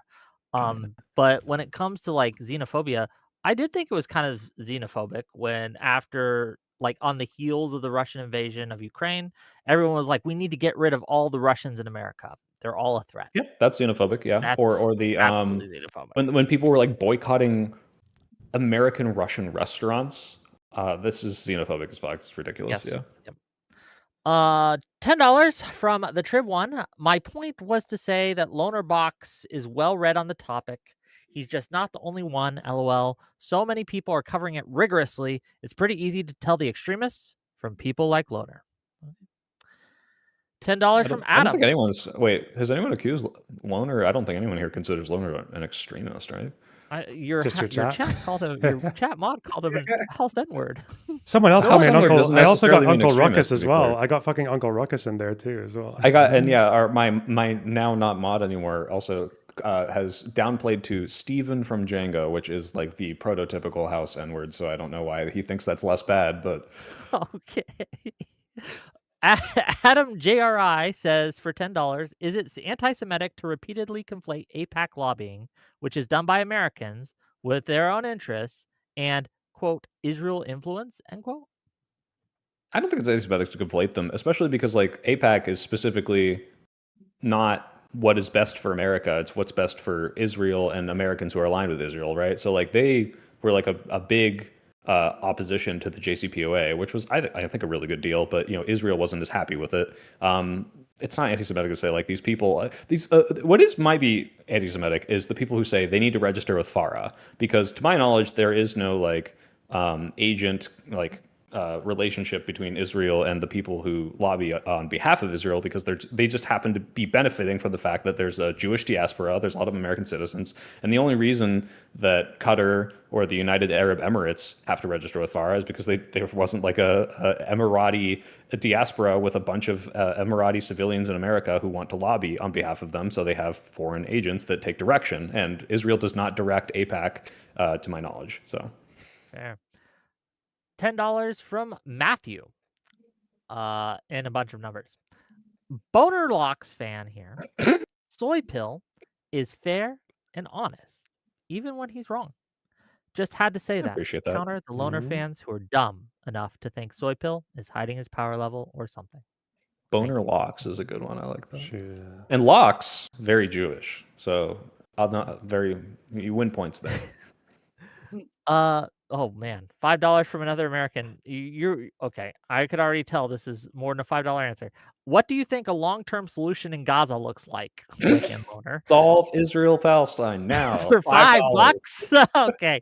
Honest, look, I'm gonna be real with you, and maybe this is a hot take. They're just gonna keep killing each other. They need a third party needs to come in and sit on both sides and just like sit on them. And I don't think anyone's willing to do that. And because no one's willing to do that, Hamas is going to continuously give Hamas or some other entity is going to continuously give Israel justification to go to war with them, and they're going to continue to shoot each other until one side is gone. And yeah, that's my thought. I don't know, man. What about you, Loner? Yeah, I'm afraid so. Like, the problem is that it's for all of the, and I've said this to Soypill before as well, even though if he disagrees, the fact, like, for all of how popular the pro-Palestine movement got, is what the fuck did it actually achieve for Palestinians? It seems like it just became a social movement that purity tests how much you hate Israel. And even the countries that went to condemning Israel, like, some of them stopped like a few arms sales that were kind of like negligible in regards to the Israeli war effort. Most of them just did nothing. They just did rhetoric, and people were actually quite satisfied by that. The best example was Mamdani, right? Mamdani he drums up so much a frenzy by saying, I'm going to arrest Netanyahu, and people love that. But then he comes in and says, well, I looked into it. Turns out the New York mayor can't actually arrest Netanyahu. I think Beyond Trump our should do legal it. scope. Yeah, and he says, I think Trump should do it. The guy who's never going to do it. And then the comment section is just full of, wow, so brave. I can't believe you said that. Wow, no one else has the courage to say. What? He's saying fucking nothing. He's memeing for support. It's so fucking stupid. You should lock Netanyahu in Rikers and then close Rikers and let him go. Yeah, that's what he should do. I don't know. Like there could be another world. Like there could be a strong, principled Democratic Party in America that actually does hold Israel to task and stops them from being dragged down this fucking suicide, hellscape that is the Israeli right wing and the Israeli extreme right wing.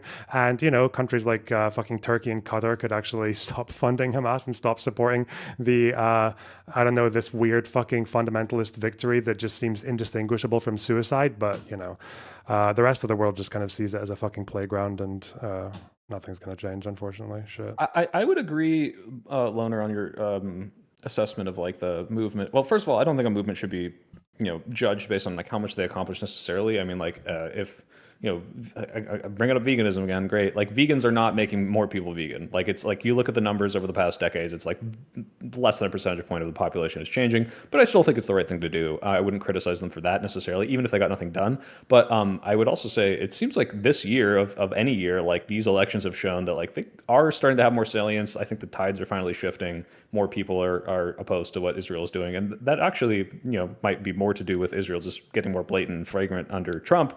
But I don't think they're useless. I think they push the conversation. So but they're not gonna achieve anything because they have no fucking idea what's happening. Like they might get your arms embargo, but that's not going to change Israel's behavior.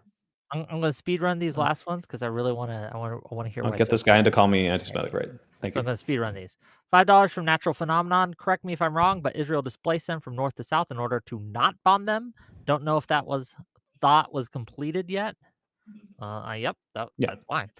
$5 from Bangarang. Soypill. You understand Jewish need for a state, and then question later the need for it in the middle of heightened anti-Semitism around the world. I don't think a state is necessary now, but this is irrelevant to whether or not I think Israel should exist because it does, right? It's not like it's like, oh well, we're fine now. Okay, Jews go home. Like go home where? They fucking live in Israel. Like Nick Costanza for $2. Only leftists are allowed to be mean online. Okay.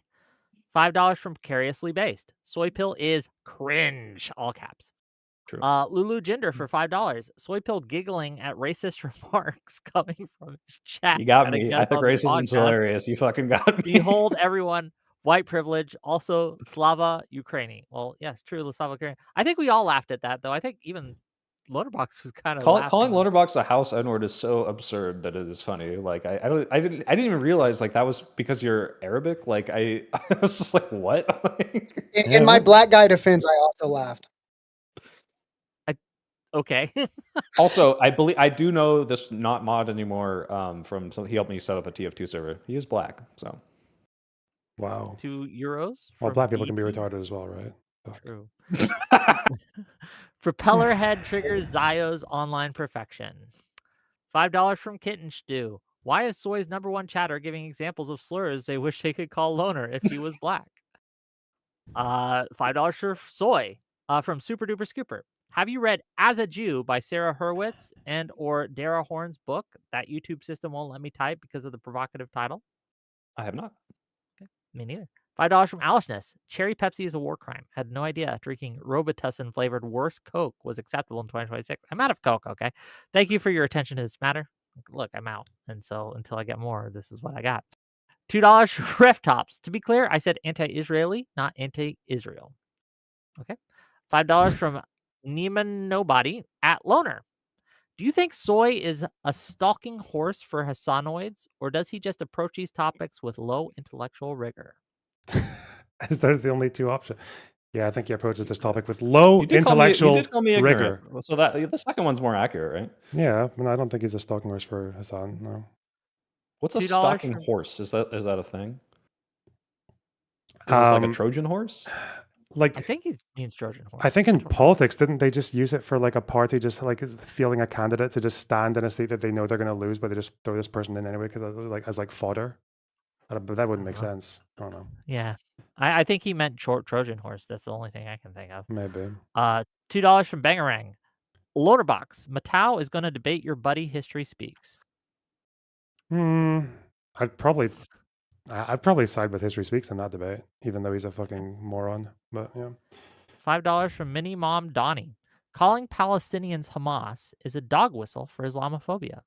Mom Donnie is super duper scary though. Okay. That's incoherent ideology there. Sure. $5 from King Wanted. Does Soy think LonerBox does genocide apologia? That's what his other mod says. I mean, I don't know. Do you think it's a genocide? Nope. Then yes, I guess. Yeah. Shit. Just definitionally, at the very least, yeah. Damn. Susie Mags, thank you for the tier 1 membership. Appreciate you. Okay, with that, I'm going to bring on the accuser. Okay. Do we know who this is? Mendels. He's got a Larry David profile picture. That's got to be a troll. Come on. No, he's been on my show before. He's pretty serious. Okay. He hasn't trolled me yet, at least. It could be a long con. Wait, my name is Troll, you're saying, in the picture? No, it's just like someone with a Larry David profile picture coming in and calling me anti-Semitic. Like that sounds like the setup for a troll or like a prank. Oh no, this has been my profile picture for years, and Mendel was my character in WoW when I was 15 years old in 2004. All right. Okay, well, so you have some strong words for Soypill in my DMs. And if you're accusing me of anti-Semitism, you can't use as an example me going on Tim Pool and at the end putting on a hat and saying I am anti-Semitic right into the camera. No idea. No. Of course not. No. So first of all, I'm not going to try to ascribe what's in your heart of hearts because, as Wick has said, that is idiotic and honestly irrelevant. And I don't think you're a rabid anti-Semite in the sense of like, hey, Jewish people. I think you're Jewish, aren't you? I am Jewish, but basically in name only. Ben Shapiro would call me vagina. Yeah, that's fuck Ben Shapiro. So I wanted to start. I don't know. My thoughts got derailed, but here's what I'd say. I'd start with this question. I think it is anti-Semitic to. Oh wait, hold on. You just cut out right when you said start with this question. I think that's on my end. Sorry. Go ahead. Can you hear me? Yeah, we can hear you. It was just my end. I had to interrupt because resets the audio or something. Correct me if I'm wrong. You ascribe the intention of members of the Israeli military, for example, and other things like that as genocidal. And I'll try to bring you back to that argument, but I'm trying to point out this is something you two said earlier in the conversation. Am I correct in repeating that? Yes, but I don't have all the receipts in front of me now, so I'd have to go back and find all these Reuters articles I read about I'm not sure how familiar you are statements from the government. Well, I don't know how familiar you are with the Israeli protocols when it comes to these things, so I'm just going to give you the rundown from my perspective. I have multiple family members, including my sister, who were in Gaza. My sister was an artillery officer in the Israeli military back in the 2010s, and her reserve duty back in 2023, she was called in for reserve duty, and she was, in those bunkers that were, shooting the rockets that were, killing a lot of people, like doing this stuff. Right? She was in those rooms, right? And so you're ascribing to my sister, someone who I've known my entire life, who is just a gentle young soul who works in the music industry in Israel. She did her reserve duty as genocidal intent, right? And I think that I didn't say every single member of the IDF has genocidal intent. I said there is genocidal intent from people within the IDF, and then I talked about how my sister's job was she was the final call. She was the person who worked in the artillery divisions that put into the guidance computers the locations of the things that they were gonna.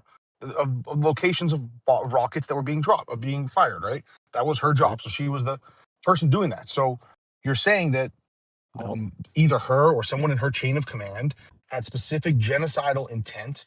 That I don't know about your sister's specific circumstances, and especially if she wasn't doing this post October 7th, it's almost definitely like she probably wasn't. So no, I'm not saying this about your sister. Oh no, she was. That's what I'm saying, and I'm saying that you did say this earlier in the conversation. So I'm trying to point out. Right, and then hold on. Well, let me clarify too, because this might be she might have participated in one of these stories that I've seen that I would classify as a war crime, where you read these Reuters articles where it's hey, they shot at people, they said they saw a camera or a weapon that was a camera, or they misinterpreted, and then they double tapped when medical services had come, and it's like this is a clear war crime, this is targeting of civilians. If your sister participated in that, then I would say that even if she was not the one who gave this order, if the chain of command somehow had someone saying, yep, go ahead and double tap that, even if it was on accident. This is still a war crime. And yeah, your sister participated in it, but I don't know what she did. If you're thinking about the double tap on the hospital stairwell, on the outdoor stairwell, right? That might be the one I remember. Yeah, because Islamic Jihad claimed at least 3 of those dead ones a month ago. I'm sorry, it just keeps happening. I don't know, what can you do? And how many? I think that's the one were Islamic Jihad, and how many of them were? Let me double check. It was the That's right not relevant to my and... point. Sorry, I don't want to bring it back to this. Okay, just before, Social Society has to go. Give your outro, and you can head out. Thank you for being here, by the way. Yeah, no, I was going to say thank you. Nice to meet you, Loner. Nice to meet you, Soy. Won't derail this too much. I appreciate the opportunity. It was a great conversation. I also thank you to Wix Chat for not leaving me any mean super chats. They all went to Soy. So also thanks for being the punching bag for me, I guess, Soy. Got it, no problem. Thanks for being here, buddy. We'll have you on again sometime. I'll see you guys. Bye-bye. So first of all, if it was an accident, it can't be genocidal intent, right? Yeah, then if it was a complete accident, yeah, but it would still be like a war crime of like, right? Like if you're like this negligent with like your So it'd be. I'm not going to debate that point. That's not the point I'm trying to make. I think that I'm not trying to make that point either. I'm trying to, or whether it was or wasn't a war crime, or what I'm trying to say is that there's this notion that we try to take and assign intention to these complicated and large scale military operations, and we try to look at them through the lens of morality and all this other stuff.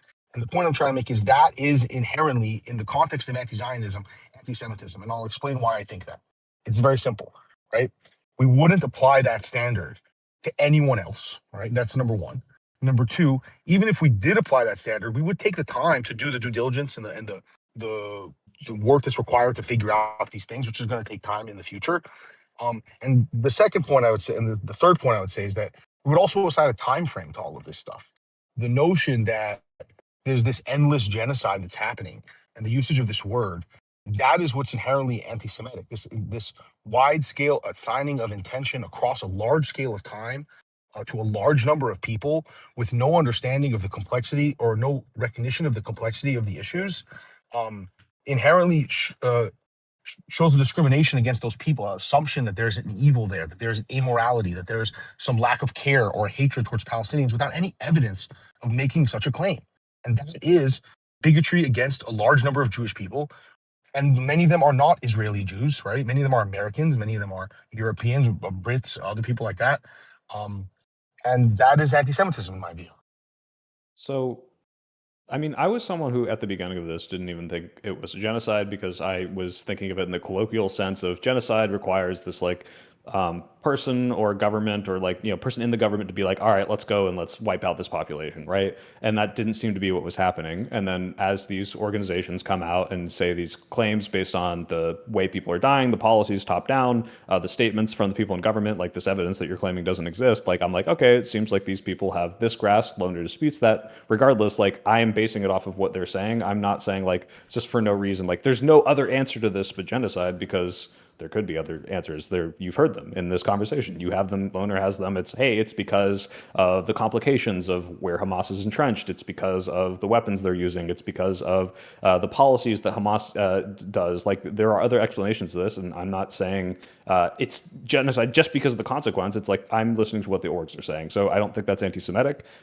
If they are specifically going off of like, if every source for these orgs was like, I don't know, like the fucking God, not the Epoch Times. What's the like the Storm Uptiling? Not the Storm Uptiling. What's the fucking racist magazine? Stormfront? You know what I'm talking? Stormfront. Thank you. Yeah, if it was like Stormfront, I'd be like, yeah, maybe these claims are anti-Semitic. But I don't think that just saying that the intention is there based on statements made, based on policies, based on the consequences of said policies is anti-Semitic. No, I just don't buy that.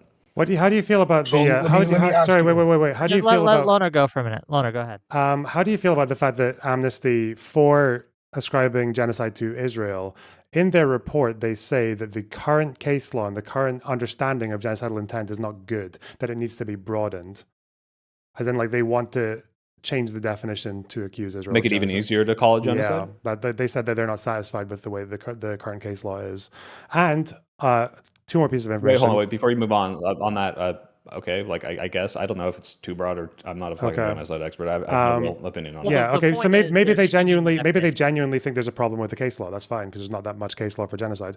Second of all, though, they didn't call October 7th a genocide, and they also delayed the report until actually after the Israel one, specifically because they thought that if they did a report on October 7th early, it would give ammunition to Israel to carry out attacks on Gaza, as in like they had a political reason for doing so. Third thing that they did was that when the Israel branch of Amnesty International, the one that actually sticks their neck out to fight with the Israeli government all the time in Israel about this war, who does think it's war crimes but don't think it's genocide, they were removed. Amnesty just ditched them. They ditched their Israel branch, even though this branch they have in Israel. That's like the one branch that went against them, right? Like of all of them.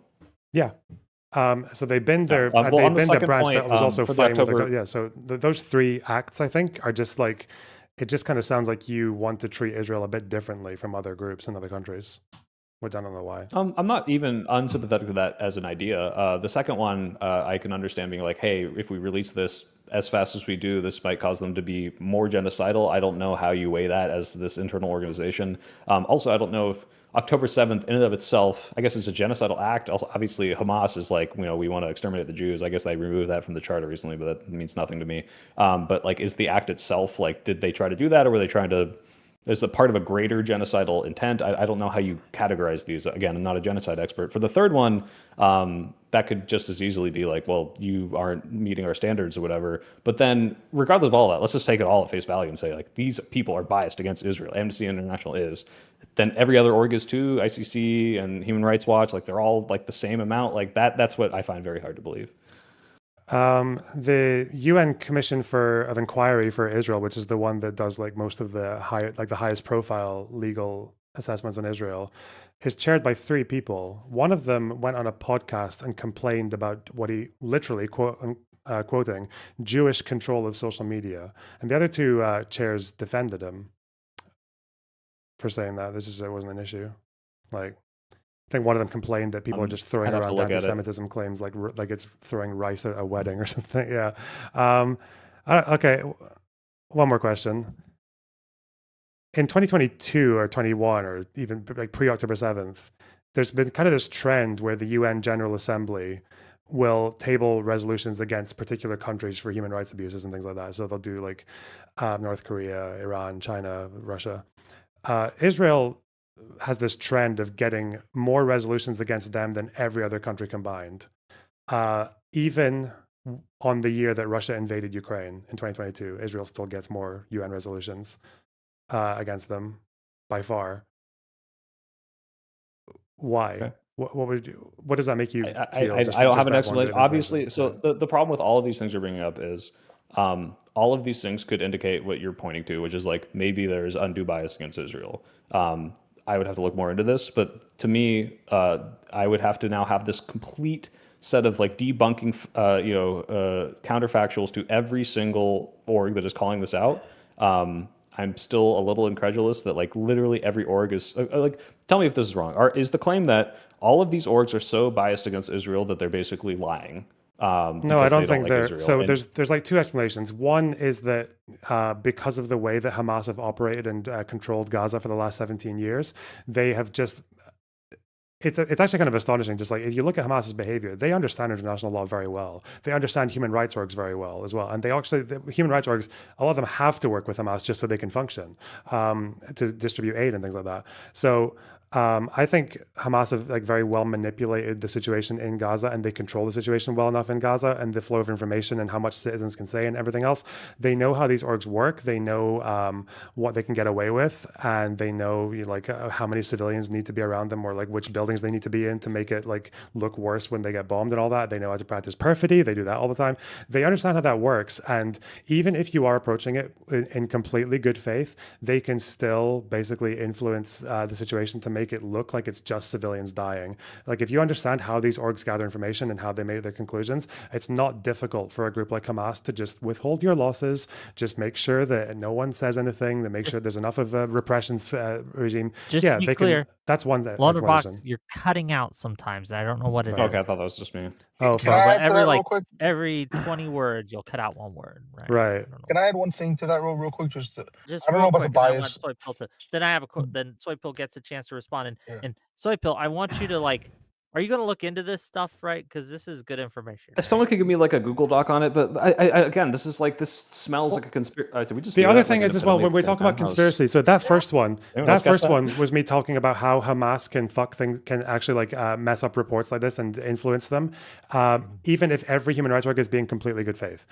We know this happened, by the way. Saddam Hussein did this in Iraq during the sanction regime after the Kuwait War. We know that Saddam Hussein and his regime influenced people to give false information to aid workers who were trying to assess the effect of the sanctions. And it got people to conclude, with a few bad interviews and with a few people who were intimidated by the government, to make it look like there was a famine happening in Iraq that killed over 500,000 people. UNICEF said this, everyone. And when the human rights orgs actually finally got access to Iraqi documents after the war in 2003, they knew that it turned out that it was false. It turned out the life expectancy hadn't actually moved all that much.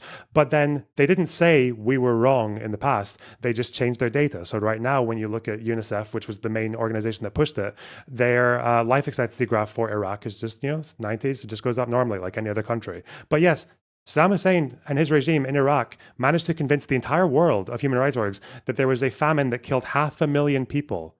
And it lasted for almost like a decade. And this is, no one disputes this. No one disputes that this happened. But yeah, for some reason, like even your chat, like it's really funny. They have nothing. They don't know how to respond to this. But yeah, I don't know. It's what it is.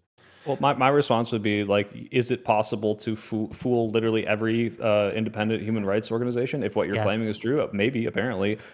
Do I believe that this is the case? I haven't seen enough evidence to believe that literally all of them are wrong and Israel's right. I think tell me about the Saddam example. Did they allow journalists in like here? Like, were there more independent ways to verify this? Was the methodology like, checked? Like, how was this like so easily had the wool pulling over all of their eyes? Well, the problem is that they were independent researchers. They were talking to, but the way that they do this and the way that they assessed what was happening in these households was by talking to families. They would go into households and they would ask questions about like the history of, like how many infants like in the family under 5 have like suffered from malnutrition, and they would ask people to You're doing it again. You're doing it cutting again. out. Sorry, I don't know how to stop it. I'm so sorry.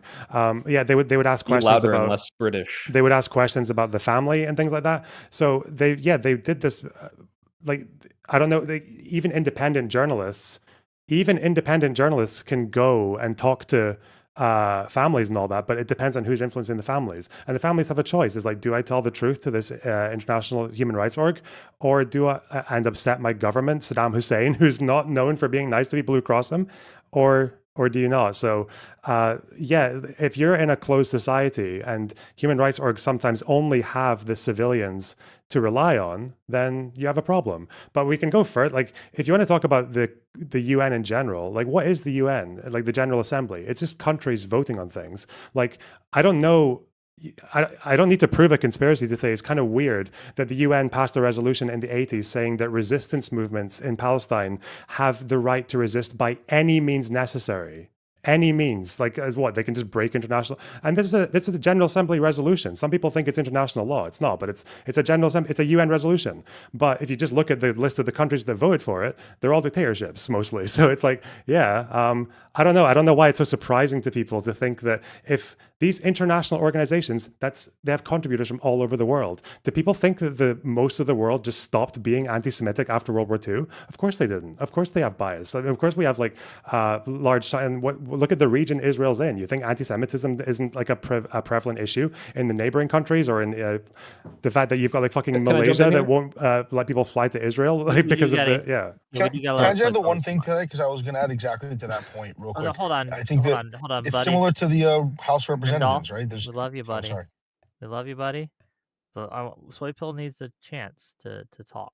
Go ahead, Soypill. Yeah, basically, like, this idea that these orgs can be lied to is not lost on me. Obviously, people could fudge numbers, civilians could lie, but like, I'm curious. I mean, we talked about like double standards of scrutiny. Like, do you hold every single Rights Watch report to this level, every single UN report, every single war crime analysis. Like, it seems very specific to this. And if you don't, or if you do, then like, how do you trust anything if, hey, every single independent organization meant for the charity of human civilization is able to be fooled so easily that any country with like significant control of their civilians, whether that be, Al Qaeda or ISIS or Assad, Saddam Hussein, all of them can just manipulate it. So we should just never listen to them ever. They're completely useless. And, I don't know. I can only ever The trust thing what is, the like, governments you're of kind of each opposing conflict are saying. Like, I don't know how you judge anything. You're kind of jumping. So you're jumping to a question that's obviously like, I'm not saying I have an answer for why this happens, but the problem is I can't even get people to admit that there is a problem. I don't know how I can do this. I don't know how I can, like, if I show you right now that Oxfam said 70% of the injuries and deaths were women and children,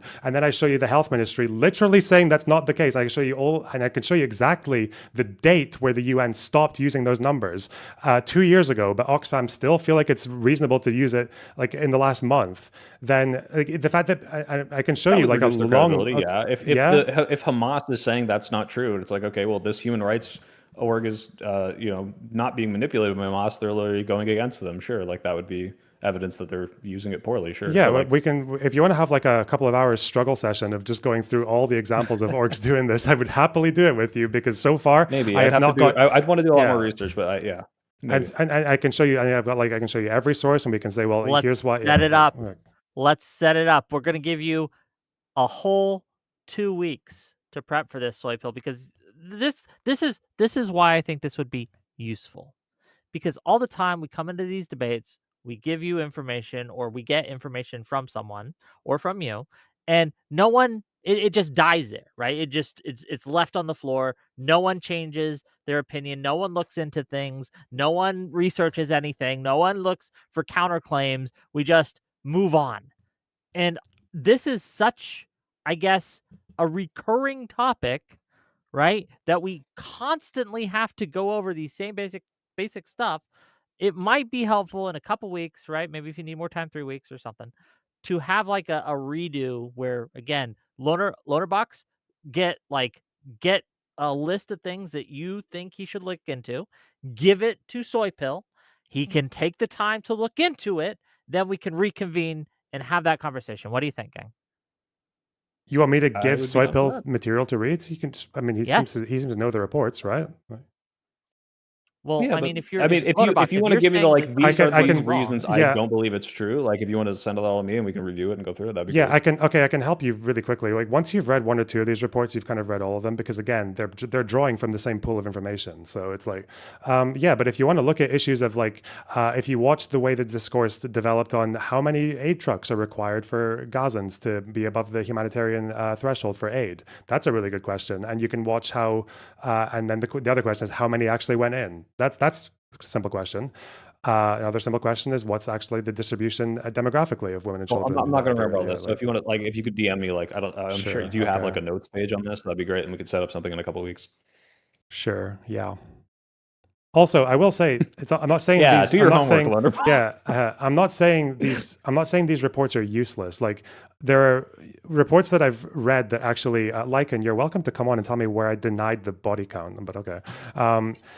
Which one? The 700,000 one or the 70,000 one? You can talk in, jump backstage. I'll pull you in, and you can expose LonerBox, Zogbox, right? As the Mossad agent that he is. Happy to have you. I like BonerLox the best. BonerLox is. Can I add one thing though? Just because I don't think I made my case real quick, properly. And then we're gonna shuffle. Yeah. No, I gotta go also. I just wanted to scroll back two points. One is you should look into the UN as, if you look at the UN a little bit like the House of Representatives, there's a lot of countries that are represented.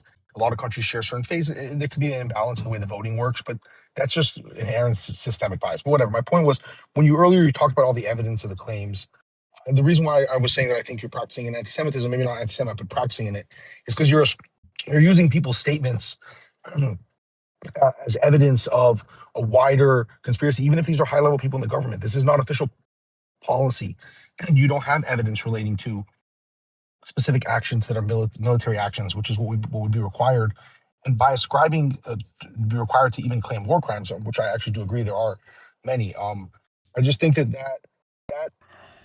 jump and that leap is what's anti-Semitic. I don't know. Maybe I'm not making my case. Sorry. Thank you, though. I understand. I don't think that jump is insanely anti-Semitic if like the people in charge of dictating policy are saying genocidal things. I mean, if Donald Trump says like, here's the thing, Trump's Muslim ban was not a ban on Muslims, but he said he wanted to ban all Muslims. His intent was an incredibly Islamophobic thing. And then he does something that's like, okay, if I look at this on paper, he has done nothing to specifically ban Muslims. He's even banned countries that are not predominantly Muslim. Is he Islamophobic? And the answer is fucking yes. I looked at his statements. That was the intent, and this is what he could get done. I don't think it's anti-Semitic to jump from, okay, this is their stated intent, and this is how they're implementing it, and say this is probably related. But you do have to draw that connection. You have to show that it's, trying to accomplish what they're saying they're trying to accomplish if their statements are to be taken at face value. But I don't think the jump is necessarily anti-Semitic. Thank you, guys. Appreciate it. Take care. Okay, gang. If Lycan's not coming in, I think we're done. I'm done. Gang, if you enjoyed this chat, if you enjoyed this content, if you liked what we had to say, hit that like button, hit that subscribe button, throw your money my way because I love money. Oh, did you read it? Did I forget a super chat from Super Duper Scooper for $5? Can Soy explain a bit more about what he means by Jewish in name only? Is he Jewish or not? I am. My mother's Jewish. So to the extent of which I was Jewish, we celebrated Hanukkah, and like I never had a bar mitzvah. I don't read Hebrew, and I didn't do the Torah. My great grandpa was like very upset of like how not Jewish I was. So I basically like the typical American secular Jew who is ethnically Jewish. I'm Ashkenazi, and then that's it. Like I don't do anything else. I could go on birthright, but I didn't. That's how Jewish I am. $5 from Bremen. Loner genocided Soypill in this debate. I denied his claims. I believe it was a war of aggression. Did he have intent? That's the question. Okay.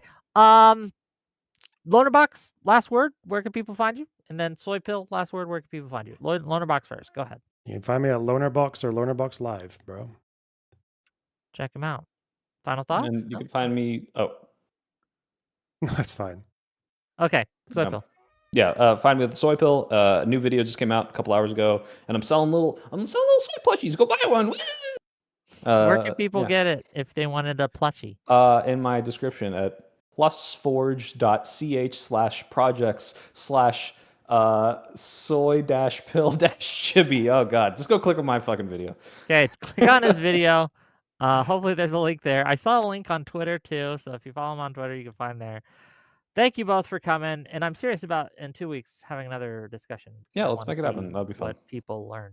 Okay. Are you serious about me giving you things to? Yeah, no, seriously. Like I want to no. I mean, yeah, give me all your APA research so I can account. Why don't you just wait? Nah, you were citing a whole bunch of reports. Go read them and bring them. You're armed and dangerous. Yeah. This if is you the don't most want to, accessible but it's like shit in the world. specifically if we are on the same page of what we'll cover. But yeah, we don't have. Yeah, I'm probably not going to argue with like 100% of it. Like obviously, there's been quite a lot of war crimes committed in Gaza, but yeah, like as far as like the broader claims and the more extreme ones, then yeah, we can see. There's nothing wrong with agreeing on bits as well.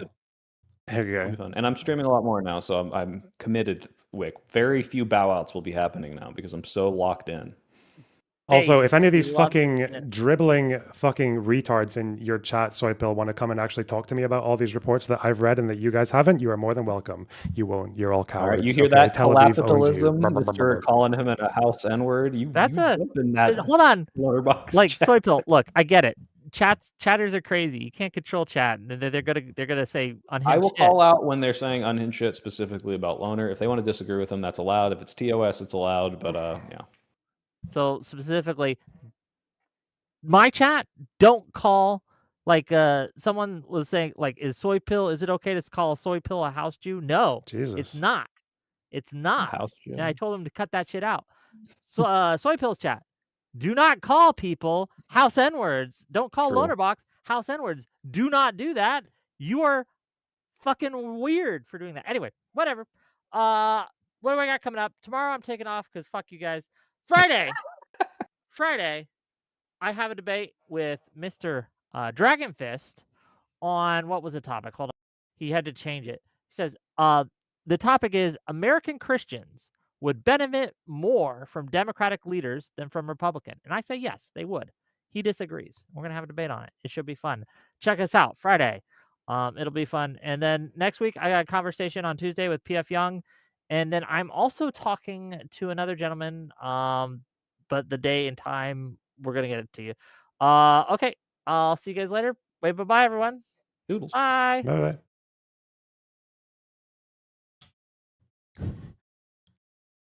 Holy shit. I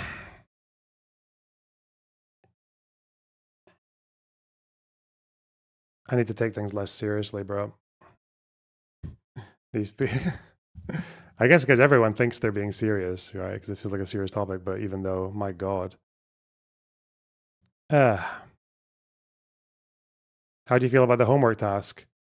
I mean, I've done it. I've done my end. I've read these. I've read these things, and I guess my database will only be bigger because Islamic Jihad released another fucking 3 lists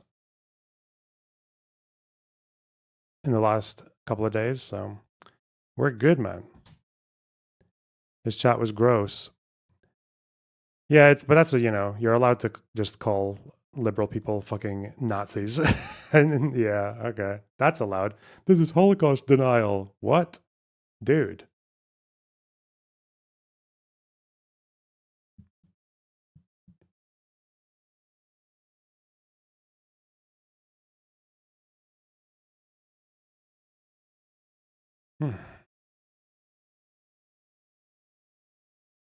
I'm surprised Lycan didn't come in. He's normally eager to talk.